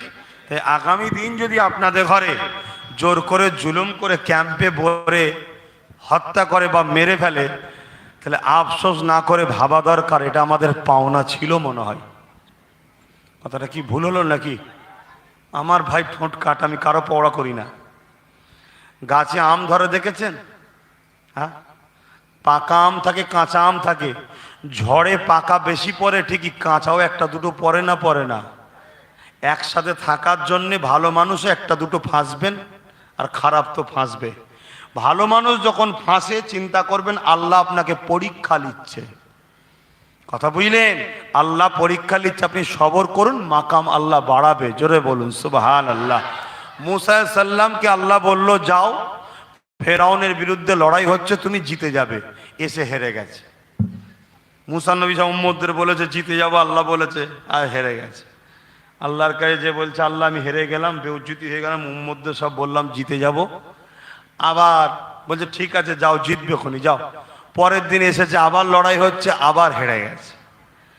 আবার মুসা নবী গেছে, আল্লাহ তোমার কথা কখনো এইদিক ওদিক হয়, হারলাম কেন? কারণ কিছু একটা বলতে হবে। মুসা নবী খুব জেদি নবী ছিলেন, হকের ওপরে ধরেছে। আল্লাহ বলছে মুসা রে, তোকে তো আমি জিতাবো জানি, ও জিতবে তো মোমেন, হকেই তো একমাত্র, মোমেনই তো ইজ্জত পায়, ঠিক না বে ঠিক? তা আজ যখন রাত হয়, ওই ফেরাউন গলায় গামছা দিলে লোক চট করে বুঝে যায়, কিছু একটা কাপড়, যেটাকে আমরা গামছা বললে চট করে বুঝি, তাই মানুষ গামছা বলে দেয়। গলাতে কাপড় দিয়ে নাক ঘিসড়ি দিয়ে আমার কাছে কাঁদে আর বলে মালিক প্রভু তো তুমি, আমি কিছুদিন একটু খোদাই করতে চাইছি, কেড়ে লিউনি, আমাকে একটু জিতিও। তো এমন ভাবে কাঁদে, ওকে আমি ফিরাতে পারি না। চিন্তা করুন, চিন্তা করুন। মুসা রে, তুই তো অবশ্যই কামিয়াবি হবি, কেন তুই তো নয়, তুই তো আমার পক্ষে। কিন্তু ফেরাউন এভাবে বলে, ওকে ফিরাতে পারি না। অতএব তুমি যদি হকের পক্ষে থাকো, একদিন যদি তোমার রাস্তায় বাধাও হয়, ভেবো না যে তোমার থেকে আল্লাহ সরে গেছে, এটা তোমার পরীক্ষা চলছে, তুমি সবর করো। মোমেনের পায়ে কাঁটা ফুটলে গুনাহ মাফ হয়। জোরে বলুন সুবহানাল্লাহ। মোমেনের বিমার হলে মাকাম বাড়ে। জোরে বলুন সুবহানাল্লাহ। তাহলে মোমেনের জন্য বিমারটাও রহমত, কিন্তু যে মোমেন নয় তার জন্য বিমারটা হলো শাস্তি, আযাব। কথা কিছু বুঝে আসছে? তা আপনি কোন দিকে আছেন আপনি ভাবুন, আপনি দেখুন। আজকে কেউ বলতে পারে যে আব্বাস সিদ্দিকী আপনি ধর্মীয় জলসা করতে এসব বলছেন কেন? আমি বলা বন্ধ করে দেবো, যেদিন তুমি তোমার পাওয়ারলে আমার মসজিদের জায়গাকে লুটা বন্ধ করে দেবে, যেদিন তুমি তোমার পাওয়ারলে মুসলমানদের অকাপ সম্পত্তিকে লুটা বন্ধ করবে, সেদিন আমিও বন্ধ করে দেবো। কথা বুঝছেন না বোঝেন না? তুমি তোমার পাওয়ারের জোরে আমার ঘরের হাঁড়ি থেকে ভাত নিয়ে চলে যাচ্ছ, আর আমার বাচ্চা কোনো ক্ষুধার্ত মারা যাচ্ছে, আর আমি চুপ করে বসে থাকবো না? আমি বলবো তুমি হারামখোর, তুমি চোর, তুমি জালিম। আমি বলবো আপনাদের অসুবিধে আছে, আপনাদের অসুবিধে থাকলেও বলবো, কেন আমি আপনাদের খুশির জন্য বলিনি, আমি আল্লাহকে খুশির জন্য বলছি। এই বলাতে একটা হোক, দুটো হোক, তিনটে হোক, মানুষ পরিবর্তন হচ্ছে না হয়নি? জোরে বলুন। এটা কি গাছ? ফল দেয়। যেদিন লাগিয়েছিল সেদিন ফল দিচ্ছিল, সেই বছরে 2 বছর 3 বছর সময় লাগে রে বাপ। কথা বুঝছেন না বোঝেন না? কিন্তু গাছ লাগিয়ে দিয়েছি আলহামদুলিল্লাহ, গাছ আলহামদুলিল্লাহ লাগিয়ে দিয়েছি। এ গাছ চলতেই থাকবে, চলতেই থাকবে, চলতেই থাকবে। কথা বুঝছেন না বোঝেন না? মাঝে মাঝে যাই, গিয়ে দেখি, দায়িত্ব দিয়ে দিয়েছে একজনকে, তুই সব সময় দেখবি, আমি মাঝে মাঝে তোকে এসে খোঁজ নেবো, ঠিক আছে তো রে? বুঝতে পারছেন না? বুঝতে পারছেন না? বাহ, সব ভালো ছেলে দেখছি তার লাগায়। যার যা ভাবার ভাবুক কি যাক। আমার মায়ের ইজ্জত, আমার বোনের ইজ্জত, আমার বেটির ইজ্জত আমার ভাবা দরকার আছে না নাই? হ্যাঁ, আমরা অবাক হয়ে যাই। আমাদের সমাজে একটা পশু আছে যার নাম হলো কুকুর। এ দেখছিলেন না ঘুরছিল? ওকে সবাই আমরা ছিচি ছিচি করি না? কিন্তু আজকে কিছু মানুষের থেকে দেখছি ওর জ্ঞান ভালো। মাফ করবেন, উত্তরটা জেনে যাবেন, না ঝগড়া হবে। কি রকম? কুকুরের যখন দেখবেন বাচ্চা হয়, ও কিন্তু নিজে পাহারা দেয়, কাউকে দায়িত্ব দিয়ে যায় না। কুকুর নিজের বাচ্চার দরদ নিজে বোঝে, নিজে পাহারা দেয়। আর আমরা এমন হয়ে গেলাম, আমাদের বাচ্চাদের ভবিষ্যতের দায়িত্ব দিচ্ছি তাদের হাতে, যারা সারা জীবন আমাদের রক্ত চুষে মূর্খ বানাতেই চাই। তাদেরকে দায়িত্ব দিয়েছি যে তোমরা আমাদের বাচ্চাদের ভবিষ্যৎ বানাও। এর চেয়ে বড় বুকা আর কি হতে পারে? অতএব কখনো কখনো অবেলা পশুদের থেকেও কিছু শিক্ষার ব্যাপার থাকে। মনিব ভক্ত হয়, কথা বুঝছেন না, বোঝেন না? তা সে তার বাচ্চাকে দেখুন কারো হাতে দায়িত্ব দিয়ে যায়নি। তাহলে আমাদের এই বাচ্চাগুলোর ভবিষ্যৎ আমাদের ভাবতে হবে না? এই বাচ্চাগুলো শুধু মলি সাহেব হবে, আর একটা গ্রামে 50টা মলি সাহেব আর মসজিদ দুটো, হ্যাঁ, দুটো ইমাম হয়ে গেছে, আর বাকি 48টা গুঁতি করছে। ওকে বার করতে পারলে আমার লাইন, ওকে বার করতে পারলে আমার লাইন, ওকে বার করতে পারলে আমার লাইন। কেন? হাফেজ হওয়ার পরে আমাদের বাচ্চারা জজ হবে, হাফেজ হওয়ার পরে আমাদের বাচ্চারা পুলিশ হবে, আইপিএস অফিসার হবে, ডিএম হবে, বিডিও হবে। ও আব্বাস সিদ্দিকী, সব পড়তে গেলে তো খরচ আছে। কেন খরচ নেই? পার বছরে তোমার মাথা পিছু ইনকাম কত? তোমার বাচ্চাকে পড়াও, ডাক্তার করো, উকিল করো, জজ করো, ডিএম করো, বিডিও করো। আর না হয় তোমার পুরুষ থাকার পরে ওখানে যে বলবে স্যার এই দেখেন আমার কাগজ রয়েছে, উনি বলবে কোচি এটা ভুল, এটা জাল কাগজ। তুমি এই জাল নয় প্রমাণ করতে পারবে? কথা বলো। কিন্তু ওই অফিসে যদি তোমার একটা থাকে, আব্দুল করিম চাচার ছেলে, ওটা বলবে চাচা কি হয়েছে, এটা বাবু জাল বলছে। কে বললো? কি তোমার আছে? কাগজ থাকার পরও বাবরি মসজিদ তোমার হয় না, তুমি কে? কাগজ নিয়ে বসে আছো, রোজ কাগজ ঠিক করছো। আমার কাগজ আছে, আমার কাগজ আছে। 500 বছরের মসজিদ, বাবরি মসজিদের কাগজ ছিল, নামাজ হয়েছে, প্রমাণ হয়েছে। ওর তলায় কোনো অমুসলিম ভাইদের মন্দিরে কিছু ছিল না, প্রমাণ হয়েছে। তারপরও সেই বাবরি মসজিদ পেয়েছো। তুমি কে? তোমার কি দাম আছে সমাজে? তুমি কাগজ নিয়ে ঘুরছো। কাগজ থাকার পরেও তোমাদেরকে যেতে হবে। যদি তোমাদের বাচ্চারা আইপিএস অফিসার, ডিএম, বিডিও, জজ, উকিল না হয়, তোমাদের বাচ্চারা বড় বড় যে নেতা না হয়, তোমাদেরকে যেতে হবে। শুনছেন না? শোনেন না? তবে পরের কোম্পানিতে চাকরি করলে শুধু আবার হয় না, নিজের কোম্পানি তৈরি করতে হয়। কেন? চাকর আলাদা জিনিস। চাকর যত বড়ই হোক, ও মালিকের কাছে যে স্যার স্যার করতে হবে। নিজের কোম্পানি তৈরি করতে হবে। যদি আমার কথা ভালো লাগে মাথায় রেখে দিও, আর না ভালো লাগে যা খুশি করো। তবে আমি আব্বাস সিদ্দিকী শেষ একটা কথা বলি। আমি নিয়ত করেছি আমার ফুরফুরা শরীফের সমস্ত পীর সাহেব, পীরজাদা, আলেম, উলামা সিলসিলা যারা আছে, কারো আমি পক্ষেও নাই, কারো বিরুদ্ধেও নাই। সবাইকে আমি সম্মান শ্রদ্ধা করি, কিন্তু কারো পক্ষেও নয়, কারো বিরুদ্ধেও নয়। আমি আমার মতো করে চলি।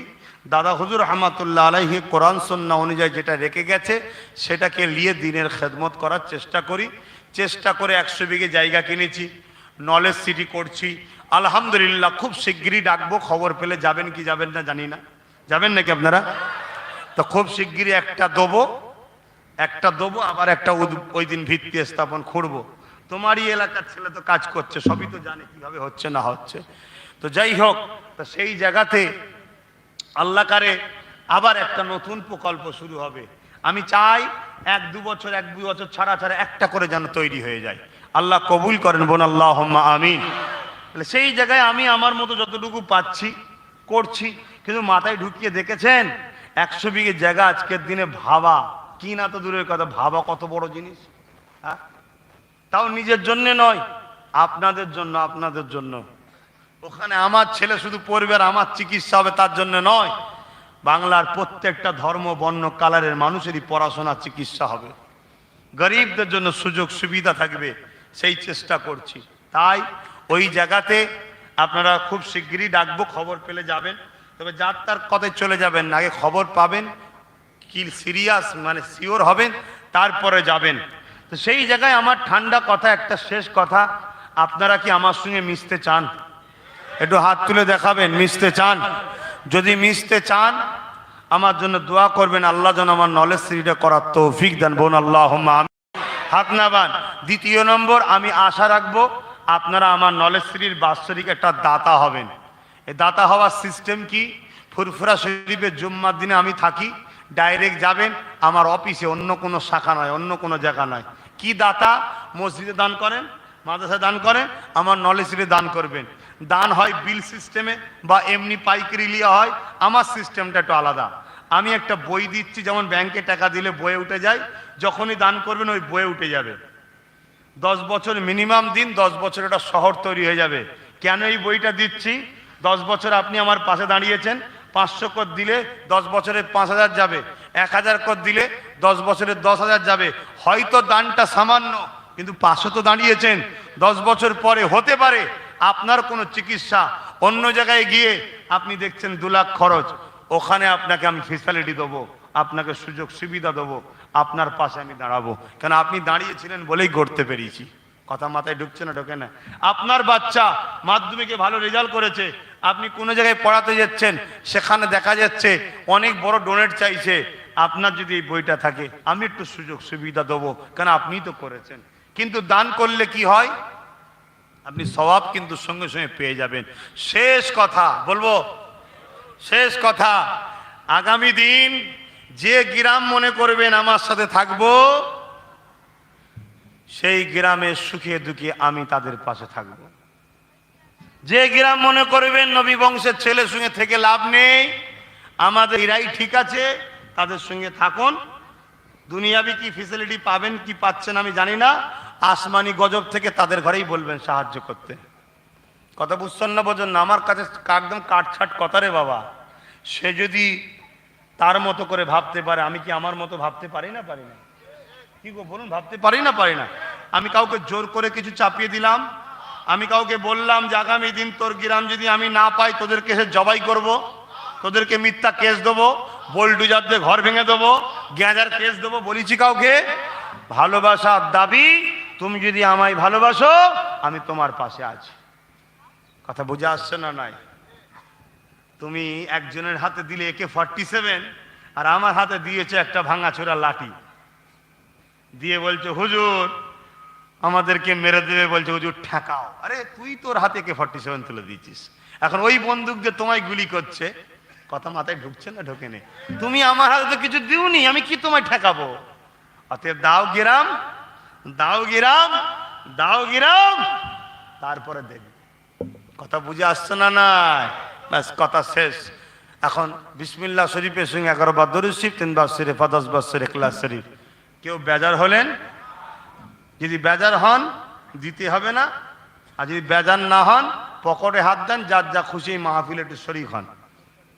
তবে দান করলে স্বভাবটা আপনি পাবেন এই মাহফিলের জন্য। যার যা খুশি একটু দিয়ে দেন। তবে আমি অজ করে ঠিক তৃপ্তি পেলাম না। যদি বলেন কেন? সাজাতে সাজাতেই সমস্যা, গুছোতে গুছোতেই সব ইদিগুদি হয়ে গেল, মাইন্ড ইদিগুদি হয়ে গেছে।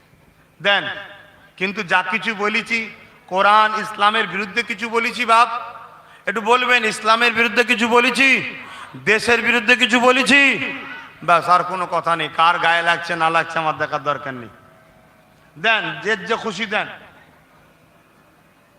ভাই আর একটা কথা, আমি কোনো ব্যক্তি, কোনো পার্সন, কোনো দল, কোনো জামাতের নাম ধরে কারো বিরোধী করেছি? একটু জোরে বলুন। আর কোন দল, পার্সন, জামাতের নাম ধরে যখন বিরোধী করিনি, এরপরও যদি কালকে কেউ বলে যে আব্বাস সিদ্দিকীর এগুলো বলা ঠিক হয়নি, জানবেন রান্নাঘরে কে বলছে আমি মাছ খাইনি, আসামিটা ওইটা। কথা বুঝছেন না? বোঝেন না? হ্যাঁ, দেন, যার যা খুশি দান করুন, যার যা খুশি দিন, তেলাওয়াত করুন। বাকিরা তোমাদের অসুবিধা হলো না? কি গো, তাই না? অনেক কষ্ট করে এসে বসেছো।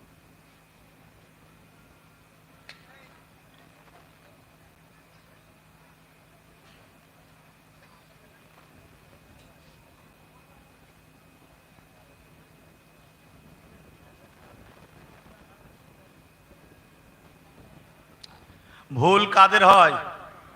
মানুষের। ঠিক না বেঠিক? মানুষ মাত্র ভুল হতে পারে, এদিক ওদিক যে যা ছিলেন ভুল ভ্রান্তি হতে পারে, তওবা তিল্লা করে ঘরের ছেলে ঘরে চলে আসেন, ঘরের ছেলে ঘরে চলে আসেন, এদিক ওদিক করেননি। কেন নবী বলেছেন কিয়ামতের শেষ দিন পর্যন্ত তোমরা কুরাইশের নেতৃত্ব মানবে, অন্য কারো নয়। তাই কুরাইশ বংশের ছেলে দাওয়াত দিচ্ছি, ঘরে চলে আসেন, এদিক ওদিক করতে যাননি। যার প্রয়োজন সে আপনার পিছনে ঘুরবে, আপনাকে আর কার পিছনে ঘোরার দরকার নাই, আপনি আপনার ঘরে চলে আসেন। আল্লাহ আমাদের সকলকে সৎ বুদ্ধি দেন, বলুন আল্লাহুম্মা আমিন। এখন নামাজ হবে, তাই তো নাকি? দুয়ার পরে উজু করতে লাগে তো নামাজ পড়তে গেলে, বলুন না গো, একটু আপনারা আছেন তো আমার সাথে, একটু সরাসরি দেন, উজু করতে লাগে তো নাকি? আচ্ছা, পানি যদি না থাকে কি করবেন? পানি যদি না থাকে কি করতে হয়? তায়াম্মুম, বলবেন তো একটু, পানি যদি না থাকে তায়াম্মুম। আর পানি থাকলে তায়াম্মুম চলে? জোরে বলুন। জান বাঁচানো কি ফরজ। হালাল খাদ্য যদি না থাকে, জান বাঁচানোর জন্য হারাম খাবার খাওয়া যায়? হ্যাঁ কি না? হ্যাঁ যায়, জান বাঁচাবার জন্য ফতোয়া। কিন্তু হালাল খাদ্য থাকার পরে হারাম খাদ্য খাওয়া যায়? খুব ভালো করে বুঝবেন, যেমন পানি থাকার পরে তায়াম্মুম চলে না, হালাল খাদ্য থাকার পরে হারাম খাওয়া চলে না। এতদিন ছিল না, এদিক ওদিক ডায়ে বাঁয়ে যা খুশি করেছেন করেছেন। এখন আল্লাহ করে আপনাদেরই ঘরের ছেলে চলে এসেছে, আর এদিক ওদিক করা যাবে না, এখন এই জায়গায় ফিরে আসতে হবে। কথা বুঝতে পেরেছেন না পারেন না? তখন তো বলতে পারতেন যে আল্লাহ কেউ ছিল না, এদিকেও যা ওদিকেও যা ওদিকেও যা, সব দিকে তো একই, যে কোনো একটাকে ধরেছিলাম। কিন্তু এখন তো আল্লাহ করে পানি এসে গেছে, এখন আবার তায়াম্মুম কিসের? বুঝতে পারছেন না? এখন তো আল্লাহ করে হালাল এসে গেছে, আবার ইদিক উদিক করলে আর চলে? এখন আর করলে হবে না, ভয়ঙ্কর পরিস্থিতি আসছে। তাই বুঝালাম এতগুলো কথা, আল্লাহ আমাদেরকে বুঝার তৌফিক দেন, বলুন আল্লাহুম্মা আমিন। আরো জোরে বলুন আল্লাহুম্মা আমিন। আসেন আল্লাহুম্মা আমিন। আয় আল্লাহ, আমার আব্বা গুনোকে নিয়ে, ভাই গুনোকে নিয়ে বেশ কিছু কথা আলোচনা করলাম, দিন ইসলামের কথা, আপনার নবীর ভালোবাসার কথা, নবী কিভাবে দিন প্রচার করেছে সেই কিছু কথা আলোচনা, এবং বর্তমান সময়ে আমার মাতৃভূমি যে ক্ষতিগ্রস্তর দিকে যাচ্ছে এবং আমার মাতৃভূমির বাসীরাও যে বিপদে পড়ছে, খোদার জ্বালায় যন্ত্রণায় দিশেহারা হয়ে যাবে আমার দেশবাসী। তাই বাস্তব দুনিয়াকে সুস্থ সবল জিন্দেগি গড়ার লক্ষ্যে এনাদেরকে কিছু কথাও বললাম। সবটার উদ্দেশ্য একটাই, আল্লাহ আপনার সৃষ্টিগুলোকে বাঁচাবার চেষ্টা। এই সৃষ্টিগুলোকে ভালোবাসি কেন? আল্লাহ আপনার, তাই উদ্দেশ্য আপনার জন্যেই। তাই কিছু কথা বললাম। 3 খতম 15 পারা আল্লাহ তেলাওয়াত করা আছে, এই তেলাওয়াতকে আপনি কবুল করে নিন, এই তেলাওয়াতকে আল্লাহ আপনি কবুল করে নিন। পড়ার মধ্যে কিছু ভুল হয়ে গেলে আপনি মাফ করে দিন। আমরাও যা কিছু বললাম বলার মধ্যে কিছু ভুল হয়ে যায়, আল্লাহ আপনি মাফ করে দিন। রহমত করে মেহেরবানি করে কিছু সওয়াব দেন। সর্বপতে সওয়াব আকায়ে নামদার মুফাক্কিরে মওজুদা সৈয়দুল মুরসালিন রাহমাতাল লিল আলামিন হুজুর পাক সাল্লাল্লাহু আলাইহি সাল্লামের দরবারে সওয়াবটুকু পৌঁছে দিন। হুজুরের আব্বাজান, হুজুরের আম্মাজান, হুজুরের পরিবারদের, হুজুরের সন্তানদের, হুজুরের আত্মীয়দের, আল্লাহ সাহাবা সাহাবিয়া হুজুরদের আল্লাহ রূহ পাকে সওয়াব পৌঁছে দিন। तमाम नबीन सिद्दीकीन सौदा सालिहीन करबला शहीदान हुजूरगण इमाम हसन हुसैन हुजूरगण दे रूह पाके सौवाब पहुँचे दिन। अल्लामा मुजाद्दिदुज़्ज़मान दादा हुजूर रूह पाके सौवाब पहुँचे दिन।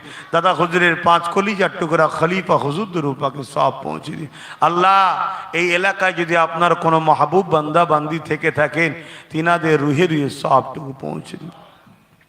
আল্লাহ আমাদের প্রত্যেকের মা বাপ, দাদু দাদি, নানা নানি, শ্বশুর শাশুড়ি, মাই মুরব্বী যারা আপনারটাকে সারাদিন চলে গেছে, ইমানদার মাত্র নর নারী প্রত্যেকে রুহের সওয়াব পৌঁছে দিন। আল্লাহ আমাদের প্রত্যেকের মা বাপ, ভাই বোন, আত্মীয় স্বজন যারা হায়াতে আছে হায়াত দারাজ করুন। প্রত্যেকের জীবনের গুনাহ খাতা আপনি মাফ করে দিন। আল্লাহ আমাদেরকে নামাজি মুত্তাকি পরেজগার বানিয়ে দিন, হাজি গাজী বানিয়ে দিন। আল্লাহ সমস্ত বুরাই খারাপ রাস্তাতে ধুয়ে রাখুন। ও রব্বুল আলামিন, আল্লাহ দয়াময় দয়া করে মেহরবানি করে আল্লাহ এই গ্রামে প্রতিটা বাড়িতে আপনি শান্তি দিন। আল্লাহ আমার বাংলাতে আপনি শান্তি দিন, আমার মহান ভারতবর্ষে আপনি শান্তি দিন। আল্লাহ আমার ভারত যেন শ্রীলঙ্কার মতো দেউলিয়া যেন না হয়ে যায়। আল্লাহ ক্ষুধার্ত তালিকায় আমার দেশ হু হু করে আগিয়ে যাচ্ছে। আল্লাহ তোমার কাছে ভিক্ষা চাই আল্লাহ। আল্লাহ আমার মাতৃভূমি যেন শ্রীলঙ্কার মতো দেউলিয়া যেন না হয়ে যায়। আমাদের মালিক সৃষ্টিকর্তা আল্লাহ, দেশের বাইরে এবং দেশের ভেতরে যারা দেশকে ক্ষতি করতে চাইছে তাদের হাত থেকে আমার মাতৃভূমি ভারতকে হেফাজত করুন। আল্লাহ পাক আমার দেশকে যারা ভালোবাসে, বর্ডারে পাহারা দিচ্ছে সেনাবাহিনীরা, প্রশাসন বন্ধুরা, বিএসএফরা, প্রত্যেককে সুস্থ ভালো রাখুন। আল্লাহ আমার রাজ্যের ভেতরে যারা প্রশাসন বন্ধু আছে, রাজ্যকে নিরাপদে রাখার জন্য দুষ্কৃতীর হাত থেকে রাত দিন সমান করে কাজ করছে, ওই সকল অফিসার, প্রশাসন, সিভিক সবাইকে সুস্থ ভালো রাখুন, তাদের পরিবার সবাইকে ভালো রাখুন। আমাদের সৃষ্টিকর্তা আল্লাহ, সবার পালন কর্তা তো আপনি। আমার দেশের হিন্দু, দলিত, আদিবাসী, সাঁওতাল, বাগদি, খ্রিস্টান সবাইকে মিলে মিশে সাম্যের সাথে একে অপরে মানব বন্ধনে মিলে মিশে দেশের সার্বভৌমত্বকে হেফাজত করার তৌফিক দেন। আয় আল্লাহ, রাজনীতি দেশের সেবা, দেশের বাসীর সেবার নাম।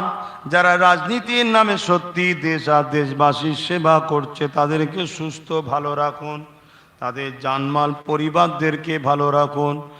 আর যারা রাজনীতির নামে দেশ ও দেশবাসীকে লুটছে তাকে দেশ ও দেশবাসীকে হেফাজত করুন, তাদেরকে ধ্বংস করে দিন আল্লাহ। আয় আল্লাহ, আরো দোয়া চাই।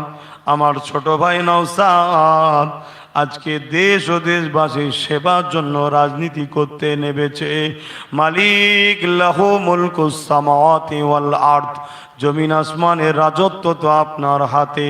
আল্লাহ একদিন আমার ভাইকে ন্যায় পরায়ণ, ইনসাফওয়ালা, মানব প্রেমিক, দরদি, গরিব, মুসলিম, হিন্দু সর্বধর্মের মানুষের সেবক হিসাবে আল্লাহ গরিবদের পাশে দাঁড়ানোর জন্য আমার ভাইকে বাংলার রাজ ক্ষমতা দিয়ে দেবে। আয় আল্লাহ, যারা বিরোধী করছে তাদেরকে ভাইয়ের সঙ্গে মিলেমিশে সততার, ইনসাফের, ভ্রাতৃত্বের রাজনীতি করার তৌফিক দিন। যদি পরিবর্তন হবার না থাকে আল্লাহ আমার ভাইয়ের রাস্তার কাঁটাগুলোকে পরিষ্কার করে দেন। ও আমার আল্লাহ, এই গ্রামে আপনি রহমত দিন, এই গ্রামে প্রতিটা বাড়ির অভাবকে দূর করে দিন। ইমাম সাহেব, মুয়াজ্জিন, উলামা, হাজরাত সবাইকে মিলেমিশে দিনের খেদমত করার তৌফিক দিন। আল্লাহ আপনি আমার জন্য যথেষ্ট, আমার নলেজ সিডিকে আপনি কবুল করে নেন। আল্লাহ পাক আমার নলেজ সিডি করার সুব্যবস্থা করে দেন। আল্লাহ পাক আমার সংগঠন ফুরফুরাশে আহলে সুন্নাত ওয়াল জামাত, এই সংগঠন আমি চালাই, আল্লাহ এটাকে করার সুব্যবস্থা করে দেন। আমিন আমিন আমিন আমিন আমিন। আল্লাহ আমার ভাইদের উপরে যারা জুলুম অত্যাচার করেছে আল্লাহ ওদেরকে হিদায়েত করুন। এখনো যদি হিদায়েত কপালে না থাকে আল্লাহ ওই জালিমদের বিচার আপনার কাছে দিলাম। বারহাক কালমাতে লা ইলাহা ইল্লাল্লাহু মুহাম্মাদুর রাসূলুল্লাহ।